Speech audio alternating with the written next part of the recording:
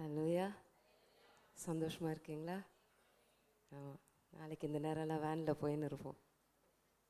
மீன் சொன்னோடனே ஒரே சந்தோஷமாக இருக்கிறீங்க. உண்மையிலே உங்களை விட நான் ரொம்ப சந்தோஷமாக இருந்தேன். இத்தனை பேர் நீங்கள் பேர் கொடுத்து நீங்கள் கோஆப்ரேட் பண்ணி வரீங்க அப்படின்றது. ஹலோயா. சரி, ஒவ்வொரு ஞாயிற்றுக்கிழமையும் நம்முடைய சபையில் ஒரே ஆராதனையாக 7 மணிலேருந்து 9 மணி வரைக்கும் நமக்கு ஆராதனை நடைபெறும். நாளை தினத்தில் நம்ம ஒகேனக்கல் டூர் நம்ம பிளான் பண்ணபடி நம்ம போகிறபடினாலே நாளைக்கு திங்கட்கிழமை ஜெபம் இருக்காது. பேர் நிறைய பேர் கொடுத்துருக்குறீங்க, காசு கொடுத்துருக்குறீங்க. இன்னும் ஒரு சிலர் நீங்கள் கொடுக்கல, நீங்கள் வரணும்னு ஆசைப்படுறீங்க அப்படின்னா கர்த்தர் நிச்சயமாக உங்களை கூப்பிட்டு வந்துடுவார். நான் அதுக்காக ஜெபம் பண்ணின்னு இருக்கிறேன். காசு இல்லைன்றது ஒரு பொருட்டாகவே இருக்காது. கர்த்தர் அதுக்கு அற்புதமாக உங்களுக்கு சந்திப்பார். ஆனால் நீங்கள் ஆசைப்படணும். ஹல்லேலூயா. ஆகவே எல்லாருமே நீங்கள் வரணும்னு நான் ஆசைப்பட்றேன். ஸோ இன்றைக்கி கூட நீங்கள் பேர் கொடுத்துட்டு நீங்கள் போகலாம். அண்ட் ஒருத்தருக்கு 500 ரூபாய் போக்குவரத்து வேன் செலவு மாத்திரம். அங்கே போயிட்டு பிரேக்ஃபாஸ்ட்டு, லன்ச்சு இதெல்லாம் நீங்கள் ஒன்று வீட்டிலேருந்து நீங்கள் கட்டி எடுத்துகிட்டு வந்துடலாம். இல்லைன்னா அங்கே வந்து நீங்கள் வாங்கி அவங்கவுங்களுடைய விருப்பம் தான், நீங்கள் அங்கே வாங்கி சாப்பிட்டு கொள்ளலாம்.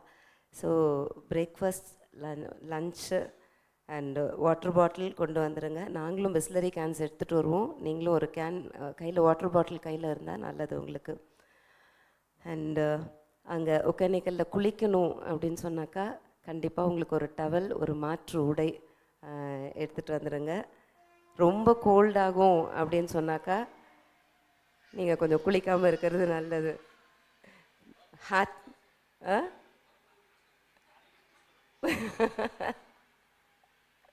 காலையிலேயே குளிச்சுட்டு வந்துடுங்க. சரி, ஒருவேளை நீங்கள் ஹார்ட் பேஷண்ட்டாக இருக்கீங்க அப்படின்னு சொன்னால் ஒகேனக்கல் வந்து கொஞ்சம் மலைப்பகுதி தான், கொஞ்சம் சுற்றி சுற்றி தான் போகும். வேன் ஸ்லோவாக தான் நம்ம ஓட்ட சொல்லுவோம். ஆனாலும் ஜெபிச்சுட்டு வாங்க. ஒருவேளை ஹார்ட் பேஷண்ட்டாக இருக்கீங்கன்னா ரொம்ப ஃபோர்ஸாக இருக்க தண்ணிக்கிட்ட போய் நின்றுடாதீங்க. மூச்சு திணறல் எதுவும் வந்துடக்கூடாது. ஸோ என்ஜாய் பண்ணணும், அதே நேரத்தில் ரொம்ப கேர்ஃபுல்லாக சேஃபாக நம்ம இருக்கணும். இப்போ ஆம்பூர்லேயே இவ்வளோ குளிருது, அதனால் உங்களுக்கு ஸ்வெட்டர், குல்லா இதெல்லாம் கூட கொஞ்சம் நீங்கள் எடுத்துக்கோங்க.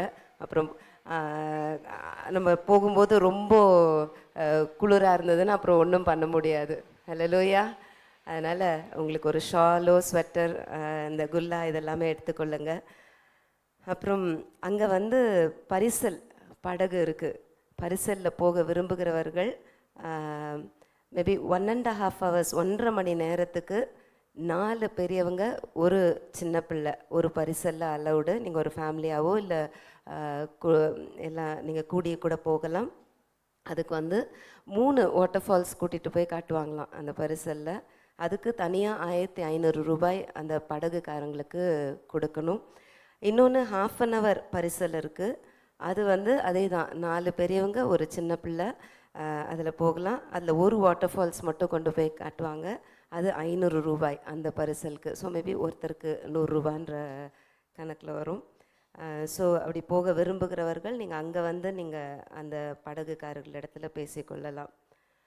முடிந்த வரைக்கும் கோல்டு ஜுவல்ஸ் போட்டுட்டு வர்றதை அவாய்ட் பண்ணிக்கோங்க.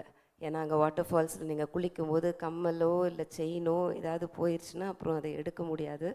ஆகவே கோல்டு ஜுவல்ஸ் போட்டுட்டு வர்றதை நீங்கள் கொஞ்சம் அவாய்ட் பண்ணிக்கோங்க. அங்கேருந்து ரிட்டன் ஒகேனக்கல்லையே அங்கே முதலை பண்ணை, ஃபிஷ் அக்வேரியம் இதெல்லாம் இருக்குது. ஸோ குளித்து முடிச்சுட்டு பிரேக்ஃபாஸ்ட்டில் குளிச்சுட்டு நீங்கள் அதுக்கப்புறமா இதெல்லாம் நம்ம பார்த்துட்டு அதுக்கப்புறம் நம்ம ரிட்டன் ஆகும். Return on the way back Krishnagiri டேமுக்கு போயிட்டு கொஞ்ச நேரம் அங்கே பார்க்கில் இருந்துட்டு நம்ம வரப்போகிறோம். மீன் எத்தனை பேர் சந்தோஷமாக இருக்கீங்க? சரி, இப்போ நான் சொல்கிற விஷயம் கேட்டு தான் நீங்கள் ஷாக் ஆகிட போகிறீங்க. வேன் டிரைவர் ஸ்ட்ரிக்டாக சொல்லிட்டாரு, 4 மணிக்கு வேன் இங்கேருந்து எடுக்கணும். அதிகாலை 4 மணிக்கு. எத்தனை மணிக்கு அப்படின்னா என்னன்னே தெரியாது சிஸ்டர் பாதி யூத் பசங்களுக்கு. அந்த டைமை நாங்கள் எங்கள் வாழ்க்கையில் பார்த்ததே இல்லை. ஏன்னா அதுக்கப்புறம் டிராஃபிக் ஜாம் ஆகிடும். இது ஹாலிடே வேறு, நிறைய பேர் டூரு அங்கே இங்கேன்னு போவாங்க. அப்புறம் நம்ம தேவையில்லாமல் வண்டியிலேயே ரொம்ப நேரம் இருக்கிற மாதிரி ஆகிடும், டிடிஎஸ் ஆகிடும். ஸோ ஷார்ப்பாக 4 மணிக்கு இங்கேருந்து வேன் கிளம்பிடும். ரொம்ப வர தாமதம் ஆயிட்டால் வேன் விட்டுட்டு போயிடும், வேறு வழி இல்லை. கரெக்டாக இல்லையா? சர்ச்சுக்கு எப்போ வேணாலும் வரீங்கல்ல, லேட்டாக வரீங்க, சர்ச்சு விட்டுட்டு போகாது. ஆனால் சொல்ல முடியாது, வருகையில் கைவிடப்பட்டுருவோமோ என்னமோ. நானும் பார்த்தேன், நிறைய பேர் சர்ச்சுக்கு தாமதமாக தான் வரீங்க, உங்கள் இஷ்டத்துக்கு உங்களே. நானும் சொல்லி பார்த்துட்டேன், யோசித்து பார்த்தேன். டூருக்கு லேட்டாக வந்தால் வேன் விட்டு போயிடும். இப்படி சர்ச்சுக்கு லேட்டாக வந்துன்னே இருந்தால் ஒரு நாள் திடீர்னு ஏசப்பா வருகையில் கைவிடப்பட்டுருவாங்களோ அப்படின்னு யோசிச்சு பார்த்தேன். பரவாயில்ல சிஸ்டர், அதை கூட ஒரு கை பார்த்துக்கிறோன்ற மாதிரியே லேட்டாக வரீங்க எல்லாரும். பயபக்தி இல்லை. சரி, அதனால் 4 மணிக்கு இங்கேருந்து கிளம்புறதுனால தூரத்துலேருந்து வருகிறவர்கள் நைட்டே வந்து நீங்கள் சர்ச்சில் படுத்துருங்க.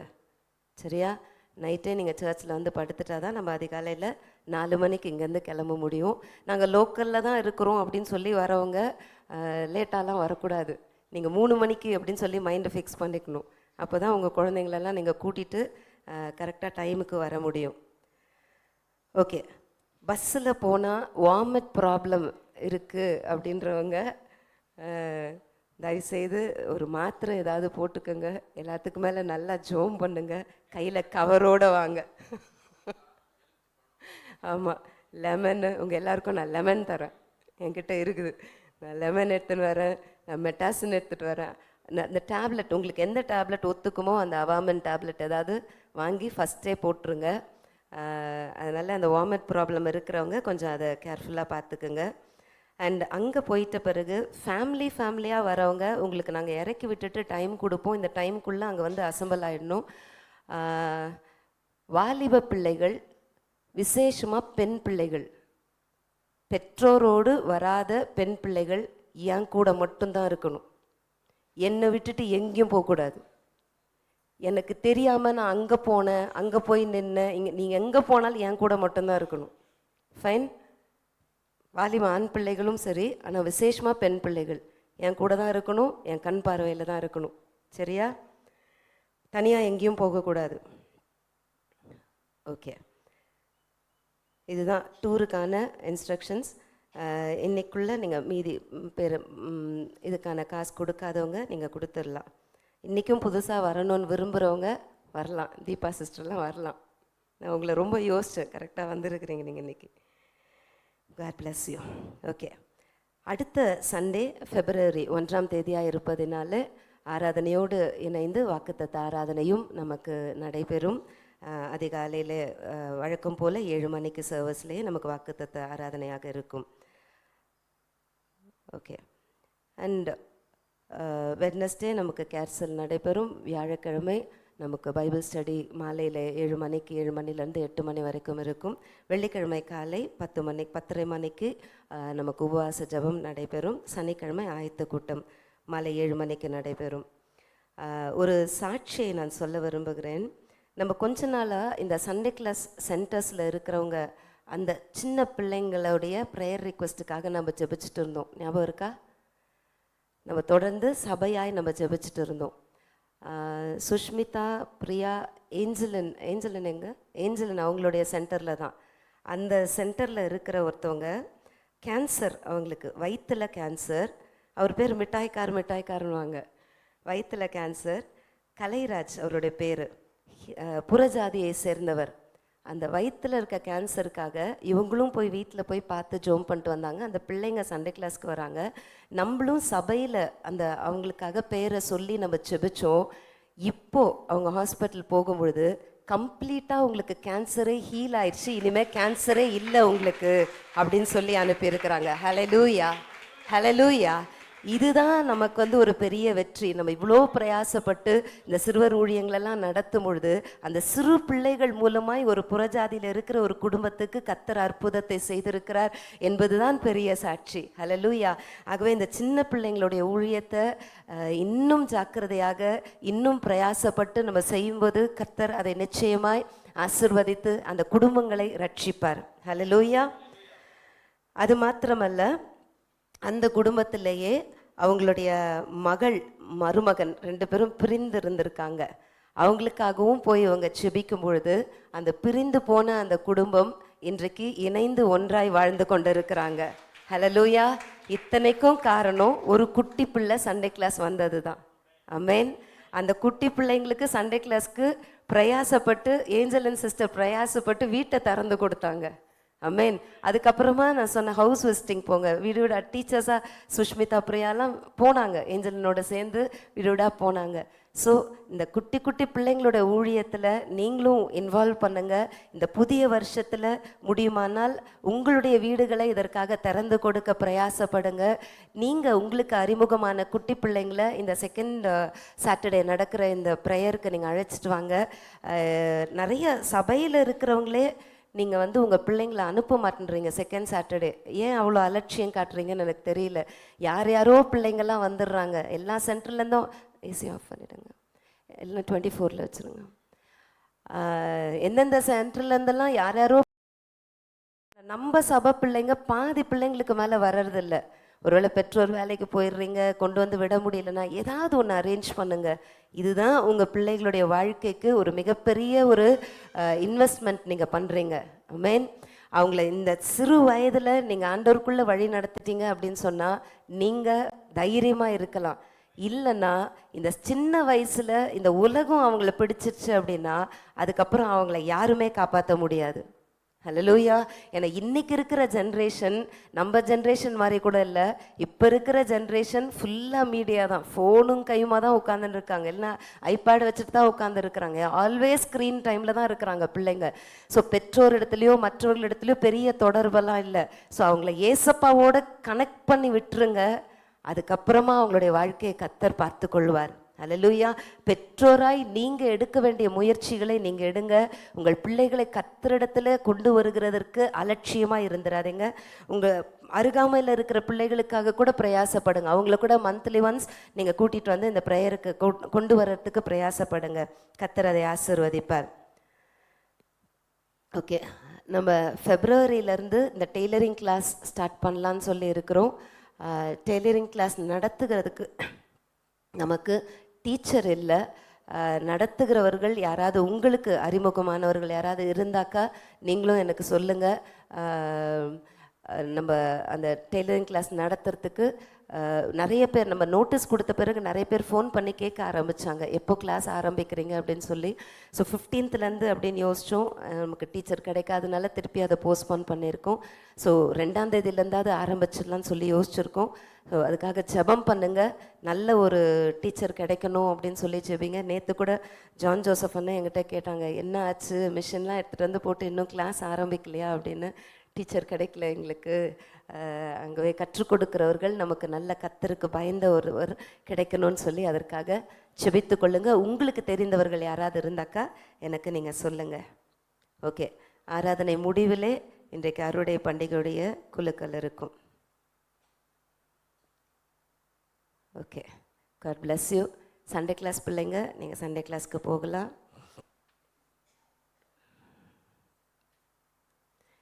இந்த வருஷத்தினுடைய வாக்குத்தத்தம், நான் உன் சத்துருக்களை உன்னை விட்டு உன்னை முன்னின்று துரத்தி உன் எல்லைகளை விரிவாக்குவேன். ஹல்லேலூயா. விரிவாக்க ஆரம்பிச்சிட்டாரா? விரிவாக்க ஆரம்பிச்சிட்டாரா? ஆமென். ஓகே, சத்துருக்களை துரத்திடுவார். ஆமென். எல்லைகளை விரிவாக்குவார். இதை சொல்லிகிட்டே இருங்க, இதை அறிக்கையிட்டுட்டே இருங்க. கர்த்தர் நிச்சயமாய் நம்முடைய எல்லைகளை இந்த ஆண்டு அவர் விரிவாக்குவார். ஹல்லேலூயா. ஜோஷுவா சண்டே கிளாஸ்க்கு போகலையா? சரி, ஓகே. இந்த நாளில் எனக்கு கடந்த ஒரு வாரமாக கர்த்தர் யாருடைய எல்லையை யாருடைய எல்லையெல்லாம் கர்த்தர் விரிவாக்குவார், உயர்த்துவார், பெருக பண்ணுவார் என்று நான் தியானிக்கும் போது எனக்கு ஆண்டவர் சொன்னார், எடுத்துக்கொள்ளலாம். யாக்கோபு 4வது அதிகாரம் 10வது வசனம். யாக்கோபு 4:10. 10, பேஜ் நம்பர் 315. வாசிங்க. கர்த்தருக்கு முன்பாக தாழ்மைப்படுங்கள், அப்பொழுது அவர் உங்களை உயர்த்துவார். ஹல்லேலூயா. அப்ப யாரை உயர்த்துவாரு? கர்த்தருக்கு முன்பாக தன்னை யார் தாழ்த்துகிறார்களோ அவர்களை கர்த்தர் நிச்சயமாய் உயர்த்துவார். ஆமென். யாத்திராகமம் 34:24 நம்ம வாசித்தோம். நான் கர்த்தர், நான் உன் சத்துருக்களை உன் முன்னின்று துரத்தி உன் எல்லைகளை விரிவாக்குவேன். அப்போ he is an almighty God. அவர் சர்வ வல்லவர். அவரால் கூடாத காரியம் ஒன்றுமே கிடையாது. ஆனால் அவர் நம்மை உயர்த்த முடியாதபடிக்கு நம்மிடத்திலே சில தடைகள் இருக்கிறது. ஆமென். அதில் ஒரு முக்கியமான தடை தாழ்மை இல்லாதது தான். ஆமென். ஹல்லேலூயா. வாசிக்கலாமா? அதே யாக்கோபு 4வது அதிகாரம் 6வது வசனம். அவர் அதிகமான கிருபையை அளிக்கிறாரே, ஆதலால் தேவன் பெருமை உள்ளவர்களுக்கு எதிர்த்து நிற்கிறார், தாழ்மை உள்ளவர்களுக்கோ கிருபை அளிக்கிறார் என்று சொல்லியிருக்கிறது. ஆமென். அப்போ தாழ்மை உள்ளவர்களை முதலாவது ஆண்டவர் உயர்த்துவார். ஆமென் சொல்லுங்க. தாழ்மை உள்ளவர்களை உயர்த்துவார். ரெண்டாவது, தாழ்மை உள்ளவர்களுக்கு கிருபை அளிக்கிறார். கிருபையை காசு கொடுத்து காணிக்க கொடுத்தெல்லாம் வாங்கிட முடியாது. ஆமென். கிருபை என்பது கர்த்தர் ஈவாக கொடுப்பது. அதை யாருக்கு கொடுக்கிறாரா? யார் தன்னை தாழ்த்துகிறார்களோ அவர்களுக்கு அந்த கிருபையை கர்த்தர் கொடுக்கிறார். ஹல்லேலூயா. அப்போ அந்த கிருபை நமக்கு வேணும்னு அவர் அதிகமான கிருபையை அளிக்கிறாரே, ஆதலால் தேவன் பெருமை உள்ளவர்களுக்கு எதிர்த்து நிற்கிறார், தாழ்மை உள்ளவர்களுக்கோ கிருபை அளிக்கிறார் என்று சொல்லியிருக்கிறது. அப்போ பெருமை வந்துருச்சு அப்படின்னா யார் நமக்கு எதிர்த்து நிற்கிறது? கர்த்தரே எதிர்த்து நிற்கிறார். அப்போ கர்த்தரே எதிர்த்து நிற்கக்கூடிய ஒரு பெருமை நமக்கு வேணுமா? வேணான்னு தான் நம்ம எல்லாருமே யோசிக்கிறோம். ஆனால் நமக்குள்ளே இருக்குதா இல்லையா? உண்மையை சொல்லுங்க. சரி, ஒரு உதாரணத்துக்கு கேட்குறேன். இப்போ திடீர்னு இங்கே யாரையோ ஒருத்தரை நான் பார்த்து கொஞ்சம் போய் சர்ச் முடிச்சுட்டு போகும்போது அந்த பாத்ரூம் கழுவிட்டு போயிடுறீங்களா, அங்கே சர்ச் யூஸ் பண்ணுற பாத்ரூம் கழுவிட்டு போயிடுறீங்களா அப்படின்னா எத்தனை பேரால் அதை சந்தோஷமாக செய்ய முடியும்னு நினைக்கிறீங்க? அது நம்முடைய வேலை இல்லை. பாட்டு பாடுறது ஃபைன், கொயரில் இருக்கிறது ஓகே, நான் வரேன். வர்ஷிப் லீட் பண்ண ஓகே, ப்ரேயர் லீட் பண்ண ஓகே, இதுக்கெல்லாம் ஃபைன். போகும்போது கொஞ்சம் அந்த பாத்ரூம் கழுவிட்டு போயிடுறீங்களான்னா நிச்சயமாய் அவங்கவுங்க மனசாட்சிக்கே தெரியும் எத்தனை பேர் அதுக்கு ஆமேன்னு சொல்லு. எனக்கு உண்மையாக கை தூக்கிடுங்க பார்க்கலாம். இப்போ நான் பாத்ரூம் கழுவுங்கன்னு சொன்னால் எத்தனை பேர் கழுவிடுங்க? எனக்கு உண்மையிலே எனக்கு ஆள் இல்லை. இத்தனை பேர் கை தூக்குறீங்க. ரூபி பார்த்துக்கோமா, நான் ரூபி புனிதாவும் மட்டும்தான் இதுக்கு பிடிச்சுன்னு இருந்தேன், வேறு யாரையுமே நான் கேட்காம இருந்தேன். இத்தனை பேர் வில்லிங்காக இருக்கிறாங்க. உண்மையிலே கர்த்தர் உங்களை ஆசீர்வதிப்பார். ஹல்லேலூயா. அப்போது ஆண்டவருக்கு முன்பாக நம்ம தாழ்மைப்படும் பொழுது அவருடைய கிருபை நம்ம மேலே பெருக ஆரம்பிக்கும். ஆமென். எதையுமே ப்ரெஸ்டேஜ் பார்க்காம, பெருமை அடையாமல், நம்மை குறித்து பெருமையாய் நினைத்து கொள்ளுகிறதற்கு பெருசாக ஒன்றுமே இல்லை, ஆனாலும் நினச்சிக்கிறோம். கரெக்டா? எனக்குன்னு ஒரு கௌரவம் இருக்குது, ரெஸ்பெக்ட் இருக்குது. கிவ் ரெஸ்பெக்ட், டேக் ரெஸ்பெக்ட், இதெல்லாம் வேற சொல்லுவோம்.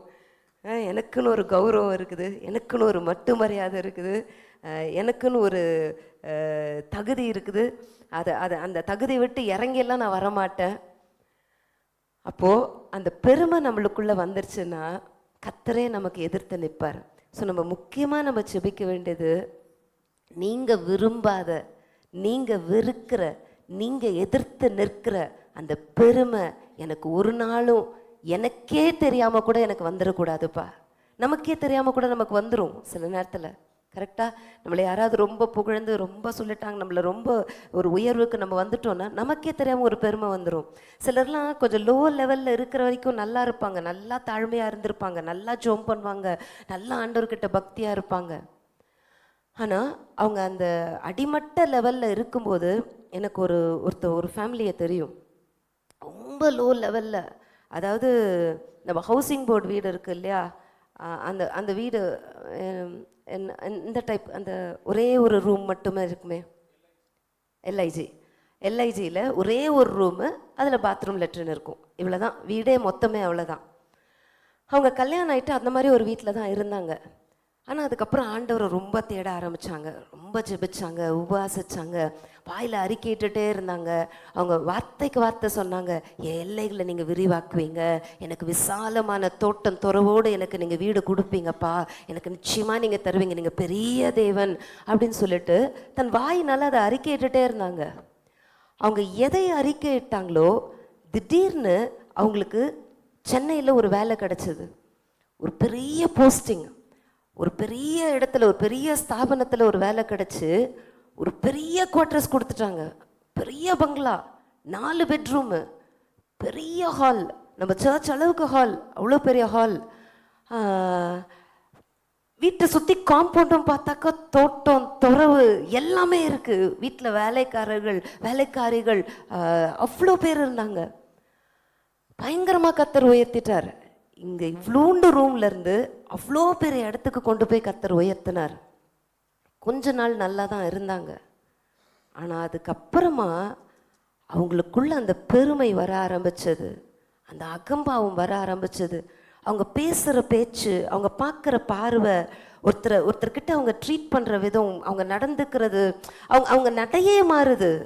அந்த நடையே மாறுது. ஒரு டாம்பீகமாக ரொம்ப ஓவராக பந்தா பண்ணிட்டு, அதாவது பெருமையின் உச்சக்கட்டத்துக்கு போயிட்டாங்க. அதன் பிறகு அவங்களுடைய வாழ்க்கை ஒன்றுமே இல்லாமல் சீரழிஞ்சிருச்சு. இல்லாமலே போயிட்டாங்க. ஸோ நம்ம தாழ்மையில் இருக்கும் பொழுது நம்ம ரொம்ப செபிப்போம், ரொம்ப தாழ்மையாக இருப்போம், ரொம்ப கீழ்ப்படிவோம், கர்த்தருக்கு பயந்து நடப்போம். கர்த்தரும் நம்மளை பார்த்து உயர்த்த ஆரம்பிச்சிருவார். ஆனால் உயர்த்தும் போது நம்ம எப்படி நடந்து கொள்ளுகிறோம் என்பது ரொம்ப ரொம்ப முக்கியம். இன்னைக்கு மெசேஜ் வெறும் வாக்குத்தத்தத்தை சொல்லிட்டா நமக்கு எல்லைகள் விரிவாகாது. உண்மையாகவே என் எல்லை விரிவாகணும், கர்த்தரனை உயர்த்தணும் அப்படின்னா நான் எப்படி இருக்கணுன்றத தேவன் நம்மோடு பேசி கொண்டு இருக்கிறார். ஆகவே வார்த்தையை கவனமாய் கேளுங்க, விட்டு கொடுத்து கேளுங்க. அதாவது ஒரு சர்ச்சுக்கு வரும் பொழுதே நம்ம என்ன சொல்லி ஜெபிச்சுட்டு வரணும்னா, ஆண்டவரே நீங்கள் என் கூட பேசுங்க, என் இருதயத்தில் பேசுங்க, என்னுடைய தவறுகளை எனக்கு சுட்டி காட்டுங்க, நான் எங்கே தப்பு பண்ணுறேன் எனக்கு சொல்லி கொடுங்க, ஒருவேளை நீங்கள் காயப்பட்டு வந்ததுன்னா என்னை நீங்கள் ஆறுதல் படுத்துங்க, எனக்கு நீங்கள் மட்டும்தான்ப்பா. இதுக்கு தான் சர்ச்சுக்கு வரும். ஆமென். இல்லைன்னா வீட்டில் ஏதாவது உட்காந்து ஏதாவது ஒரு இது பண்ணிட்டு இருக்கலாம். ஆனால் ஒரு ஆலயத்துக்கு நம்ம கூடி தேவனை ஆராதித்து தேவனுடைய வார்த்தையை கேட்கும் பொழுது அந்த வார்த்தை நம்முடைய வாழ்க்கையை மாற்றுகிறதா இருக்கும். ஆமென். ஹல்லேலூயா.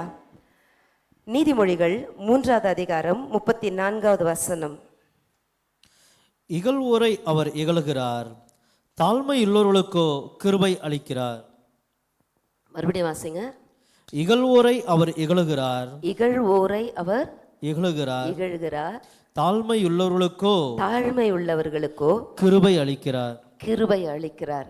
அப்போ இகழ்வோரை அவரும் என்ன பண்ணுவாராம்? இகழ்வாராம். ஆனால் தாழ்மை உள்ளவர்களுக்கு கிருபை அளிக்கிறார். நீதிமொழிகள் 22:4. தாழ்மைக்கும் கர்த்தருக்கு பயப்படுதலுக்கும் வரும் பலன். 2 காரியம்.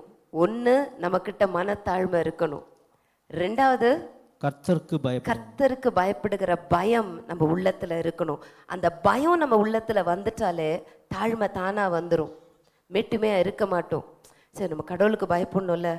ஒரு 4 பேர் அநீதியாக நடந்து கொண்டா கூட நம்ம மனசில் என்ன தோணுனா, நம்ம கடவுளுக்கு பயந்து நம்ம நடக்கணும், நம்ம அப்படி பேசிடக்கூடாது, நம்ம அப்படி சொல்லிடக்கூடாது, நம்ம ஒருத்தவங்களை அப்படி எடுத்தறிஞ்சு பேசிடக்கூடாது, கடவுளுக்கு பயப்படுற பயம் நம்மளுக்குள்ளே இருக்கணும். அது இருந்தாலே தாழ்மை வந்துடும். அப்போது தாழ்மைக்கும் கர்த்தருக்கு பயப்படும் பயத்துக்கும் வரும் பலன் ஐஸ்வர்யம், மகிமையும் ஜீவனுமாம். 3 blessing கர்த்தர் கொடுக்கிறார். என்னென்ன? நம்ம பணம் இல்லாமல் அநேக வேலைகளில் பண நெருக்கடியில் வாழுகிறோம், கடனில் வாழுகிறோம். ஆனால் கர்த்தர் சொல்கிறாரு, நீ உன்னை தாழ்த்திட்டு கர்த்தருக்கு பயப்படுகிற பயத்தோடு நீ வாழ்ந்தாலே உனக்கு ஐஸ்வர்யம் வரும். பக்கத்துல கை கொடுத்து சொல்லுங்க, ஐஸ்வர்யம் உங்களை தேடி வரும், நன்மையும் கிருபையும் உங்களை தேடி வரும், உங்க காலடியில வந்து விழும். நீங்க போய் கடங்காரம் வீட்டு வாசல்ல உட்கார்ந்து கொண்டிருக்க வேண்டிய அவசியம் இருக்காது. கர்த்தருக்கு பயந்து தாழ்மையோடு கூட நடந்து கொண்டால் ஐஸ்வர்யம் உங்களையும் என்னையும் தேடி வரும். ஹல்லேலூயா, ஹல்லேலூயா. ஐஸ்வர்யமும் மகிமையும் கர்த்தர் உங்களை கனப்படுத்துவார். நம்மை கர்த்தர் கனப்படுத்துவார். என்னை யாருமே மதிக்கல, என்னை வீட்டில் கூட மதிக்கல, நான் போற இடத்துல எனக்கு மரியாதை இல்லை, என்னை யாருமே சொந்த பந்தம்லாம் மதிக்கல. கர்த்தருக்கு பயந்து நடக்கிற ஒரு மனுஷனை, தன்னைத்தானே தாழ்த்துகிற ஒரு மனுஷனை கர்த்தர் கனப்படுத்துவார், கர்த்தர் மகிமைப்படுத்துவார். ஹல்லேலூயா, ஹல்லேலூயா. என் தலையை கர்த்தர் உயர்த்துவார். நாம் மரியாதையெல்லாம் கேட்டு வாங்கிறது கிடையாது, தானா கிடைக்கணும். கரெக்டா? நமக்கு ஒருத்தர் மரியாதை கொடுக்கணும்னா அது தானா வரணும். கேட்டு வாங்கிறதுக்கு பேர் மரியாதை கிடையாது. என்ன சின்ன பிள்ளைங்களுக்கு சொல்லி கொடுக்கலாம். இப்போ சின்ன பிள்ளைங்கள பார்த்தோன்னே விஷ் பண்ணுங்க அப்படின்னு சொல்லி கொடுக்கலாம். பெரியவங்களை பார்த்து சொல்ல முடியுமா? அவங்களுக்கே தெரியும், பார்த்தா விஷ் பண்ணணும்னு. விஷ் பண்ணாமல் போனாங்க அப்படின்னா அவங்களுக்கு மரியாதை தெரியல, சரி அவ்வளோதான். குட்டி பிள்ளைங்களுக்கு கூப்பிட்டு சொல்லி கொடுக்கலாம்.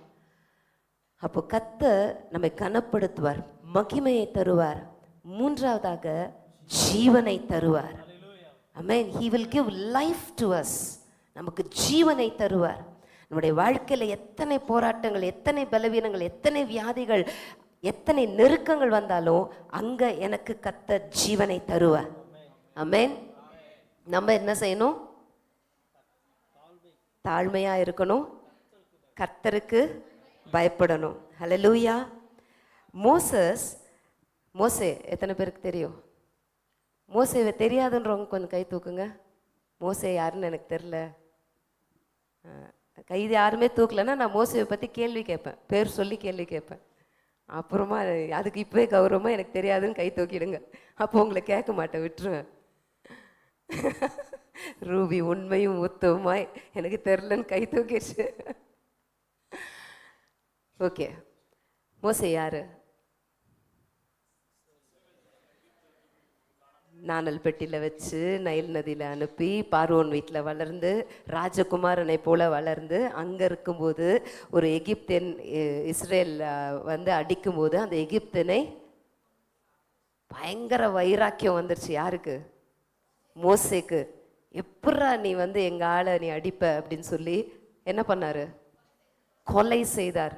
வைராக்கியத்தின் நிமித்தம் கொலை செய்தார். அவர் கர்த்தர் மேல வைராக்கியம், கர்த்தருடைய தேவ ஜனங்கள் மேல ஒரு வைராக்கியம். எகிப்தியனை கொன்னு போட்டுட்டார். ஆமென். இவன் தான்ப்பா சரியான ஆளு ஊழியத்துக்கு, எவ்வளோ வைராக்கியமா இருக்கிறான் அப்படின்னு சொல்லி கர்த்தர் உடனே தூக்கி ஊழியத்தை கையில கொடுத்தாரா? இல்லை. இவன் தாண்டா ரைட் ஆளு, வைராக்கியமான ஆளு, ஓடு வனாந்தரத்துக்கு.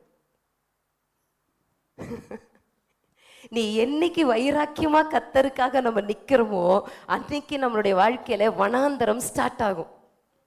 ஆமென். நம்ம நினைப்போம், நான் கர்த்தருக்காக வைராக்கியமா இருந்தேன், எனக்கே இவ்வளவு போராட்டம்னு. ஆண்டவர் பாப்பார், உனக்கு பயங்கர வைராக்கியம் இருக்குது, உன்னைதான் நான் பயன்படுத்த போறேன், ஆனா இப்படியே பயன்படுத்த முடியாது, நீ எடுத்தங்கவுத்தன் எல்லாரையும் கத்தி எடுத்து சீவிடுவ, அதனால உன்னை முதல்ல நான் வனாந்தரத்துக்கு அனுப்புறேன். எத்தனை வருஷம்? 40 வருஷம். 40 ஆண்டுகள் வனாந்திரத்தில் வச்சு மோசேவை ட்ரைனிங் கொடுத்து அங்கேருந்து ஆண்டவர் சொல்றார், எடுக்கலாமா? என்ன ஆகும்? 12வது அதிகாரம் 3வது வசனம். என்ன ஆகமும் 12வது அதிகாரம் 3வது வசனம். மோசேயானவன் பூமியில் உள்ள சகல மனிதரிலும் மிகுந்த சாந்த குணமுள்ளவனாய் இருந்தான். யாரு? மோசே. அவர் என்னவா இருந்தார்? 40 வருஷத்துக்கு முன்னாடி கொலைக்காரனா இருந்தார். அவ்வளோ கோவக்காரராக இருந்தார். கோவம் வந்தால் கொலையே பண்ணிடுவார். நம்ம யாருமே அப்படி அந்த அளவுக்குலாம் கோவப்படுறவங்க இங்கே இல்லை. கொலை பண்ணும் போல வருது என்னன்னா கொலை பண்ணவங்க யாரும் இங்கே இல்லை. மனுஷன் கொலையே பண்ணிட்டாரு. ஆனால் அப்படிப்பட்ட மனுஷனை கொண்டு போய் வனாந்தரத்தில் வச்சு ட்ரைனிங் கொடுத்து மாமனார் வீட்டில் வச்சு 40 வருஷம். ஒரு வேளை 2 நாள் போய் மாமியார் வீட்டில் தங்கினாலே மாப்பிள்ளைக்கு மரியாதை இருக்காது. 2 வேளை சாப்பாடு சாப்பிட்டாலே. கரெக்டா? வாங்க மாப்பிள்ளை, விருந்தும் மருந்தும் 3 நாள் தான். 3 நாளைக்கு மேலே போய் மாமியார் வீட்டில் உட்காந்து சாப்பிட்டா மரியாதை இருக்காது மாப்பிள்ளைக்கு. வேணா சொல்லுவாங்க, ஆனால் பின்னாடி என்ன பேசுவாங்கன்னு தெரியாது. மரியாதையை காப்பாற்றிக்கிறது நல்லது. ஆனால் இந்த மனுஷனை எங்கே போனால் நீ சாந்தமுள்ள மனுஷனாக மாறுவேன்னு 40 வருஷம் மாமனார் வீட்டுக்கு அமிச்சு அங்கே ஒரு பொண்ணை கல்யாணம் பண்ணி அங்கே தான் இருக்கிறார். மனுஷன் என்னென்ன பட்டாரோ, என்ன அவமானப்பட்டாரோ, எவ்வளோ ஏங்கினாரோ ராஜ வாழ்க்கையை விட்டுட்டு. ஆனால் அங்கே தான் உடைக்கப்பட்டார், அங்கே தான் உருவாக்கப்பட்டார். அங்கே தான் சாந்தமுள்ள பூமியில் உள்ள சகல மனிதரிலும் மிகுந்த சாந்த குணம் உள்ளவனாய் இருந்தான்னு தேவனிடத்திலேயே பெயர் பெற்றவனாய் மோசே மாறினார். ஹல்லேலூயா. அந்த வசனத்துக்கு முந்தின வசனத்தை வாசிங்க. ஃபர்ஸ்ட் வசனமே வாசிக்கலாம். எத்தியோப்பியா தேசத்து ஸ்திரீயை மோசே விவாகம் பண்ணியிருந்தபடியினால் மிரியாமும் ஆரோனும் அவன் விவாகம் பண்ணின எத்தியோப்பியா தேசத்து ஸ்திரீ நிமித்தம் அவனுக்கு விரோதமாய் பேசி கர்த்தர் ஒரு மோசே எத்தியோப்பிய பெண்ணை போய் மோசே கல்யாணம் பண்ணதுனால அது நிமித்தம் இப்ப பிரச்சனை யாரால வருது? மோசே யாரை கல்யாணம் பண்ணாரோ அந்த பொண்ணு மேல இப்ப யாருக்கு கோவம்? மோசேயோட அண்ணனுக்கும் அக்காவுக்கும் கோவம், ஆரோனுக்கும் மிரியாமுக்கும் கோவம். அந்த கோவத்தை இப்ப எங்க எடுத்துட்டு வந்து காட்டுறாங்க? 2வது வசனம் வாசிங்க. கர்த்தர் மோசையை கொண்டு மாத்திரம் பேசினாரோ எங்களை கொண்டும் அவர் பேசினதில்லையா என்றார்கள். கர்த்தர் அதை கேட்டார். ஆமென். வாய்க்கு வந்தபடி பேசுறாங்க. என்ன உங்ககிட்ட மட்டும்தான் பேசுவாரா? எங்க கிட்டலாம் கடவுள் பேச மாட்டாரா? எங்க மூலமெல்லாம் கடவுள் சொல்ல மாட்டாரா? உங்ககிட்ட தான் எல்லாம் பேசுவாரா அப்படின்னு உச்சக்கட்ட கோபத்துல பேசுறாங்க. சரி, அவங்க 2 பேரும் மோசேயோடைய அண்ணன் அக்கா. இதுல பெருசா தப்பு இருக்குதா? இன்னைக்கு நடைமுறை வாழ்க்கையில இப்போ எங்க அண்ணன் வந்து என்ன உங்ககிட்ட மட்டும்தான் கடவுள் பேசுவாரா, எங்ககிட்ட பேச மாட்டாரா அப்படின்னு ஒரு கேஷுவலா எங்க அண்ணன் என்கிட்ட சொல்றாருன்னா அது அவ்வளோ பெரிய பாவமா? அது பெருசா தெரியாது தானே. ஆனா மோசே அதை விட்டுட்டாரு, கர்த்தர் அதை கேட்டார். ஆமென். அதன் பிறகு பின்னாடி ஒரு வசனத்துல அவர் சொல்றாரு, 7வது வசனம் வாசிங்க. என் தாசனாகிய மோசேயோ அப்படிப்பட்டவன் அல்ல, என் வீட்டில் எங்கும் அவன் உண்மையுள்ளவன். நான் அவனுடன் மறைப்பொருளாக அல்ல முகமுகமாகவும் பிரத்யட்சமாகவும் பேசுகிறேன். அவன் கர்த்தரின் சாயலை காண்கிறான். இப்படி இருக்க நீங்கள் என் தாசனாகிய மோசேக்கு விரோதமாய் பேச உங்களுக்கு பயமில்லாமல் போனது என்ன என்றார். இப்ப இதெல்லாம் யார் கேட்கறது? நம்மளா இருந்தா மோசே இடத்துல நம்ம இருந்தாக்கா நம்ம என்ன பண்ணிருப்போம்? இதெல்லாம் நம்ம கேட்டிருப்போம், இதெல்லாம் நம்ம தான் கேட்டிருப்போம். எவ்வளோ தைரியம் தான் நீ என்கிட்ட பேசுற, என் கூட கடவுள் இருக்கிறாரா இல்லையான்றத கர்த்தர் உனக்கு நிரூபிச்சு காட்டுவாரு, உனக்கு அடி விழும் பாரு, அப்ப தெரியும் பாரு உனக்கு. இந்த மனுஷன் 40 வருஷத்துல நிறைய அடி வாங்கிட்டார். அந்த அடி வாங்கினதுனால இங்க அக்காவாது அண்ணா யாருன்னா என்னன்னா பேசின்னு போங்க, யாருன்னா என்னன்னா சொல்லின்னு போங்க, என்ன வேணா பேசுங்க, எனக்கு அதை பற்றியெல்லாம் பிரச்சனை இல்லை. எனக்கு ஆண்டவர் இருக்கிறாரு, அவர் சொல்றத நான் சொல்றேன், அவ்வளவுதான். யாரு? முகமுகமாய் தேவனோடு பேசுகிற ஒருவன் தாழ்ந்து போயிட்டார். ஆமென். அங்க தாழ்ந்து போயிட்டார். அங்க மோசஸ் வாயை திறக்காததுனால தான் மோசஸ் அதை கண்டுக்கவே இல்லை. ஈவன் ஆண்டவர் இடத்துல கூட கம்ப்ளைண்ட் பண்ணல. யோசிச்சு பாருங்க. சரி, ஒருவேளை அண்ணன் அக்கா கிட்ட பேசாம இருந்திருக்கலாம், சரி பெரியவங்க அட்லீஸ்ட் மனம் நொந்து போய் ஆண்டவரே இவங்க இப்படிலாம் பேசுறாங்க அப்படி இருந்திருந்தா இதுல மென்ஷன் பண்ணியிருக்கும். மோசஸ் போய் ஒருவேளை ஆண்டவர்கிட்ட அப்படி ஜெபிச்சிருந்தா அதுல மென்ஷன் பண்ணியிருக்கோம். ஆனா அதுல மென்ஷன் பண்ணல.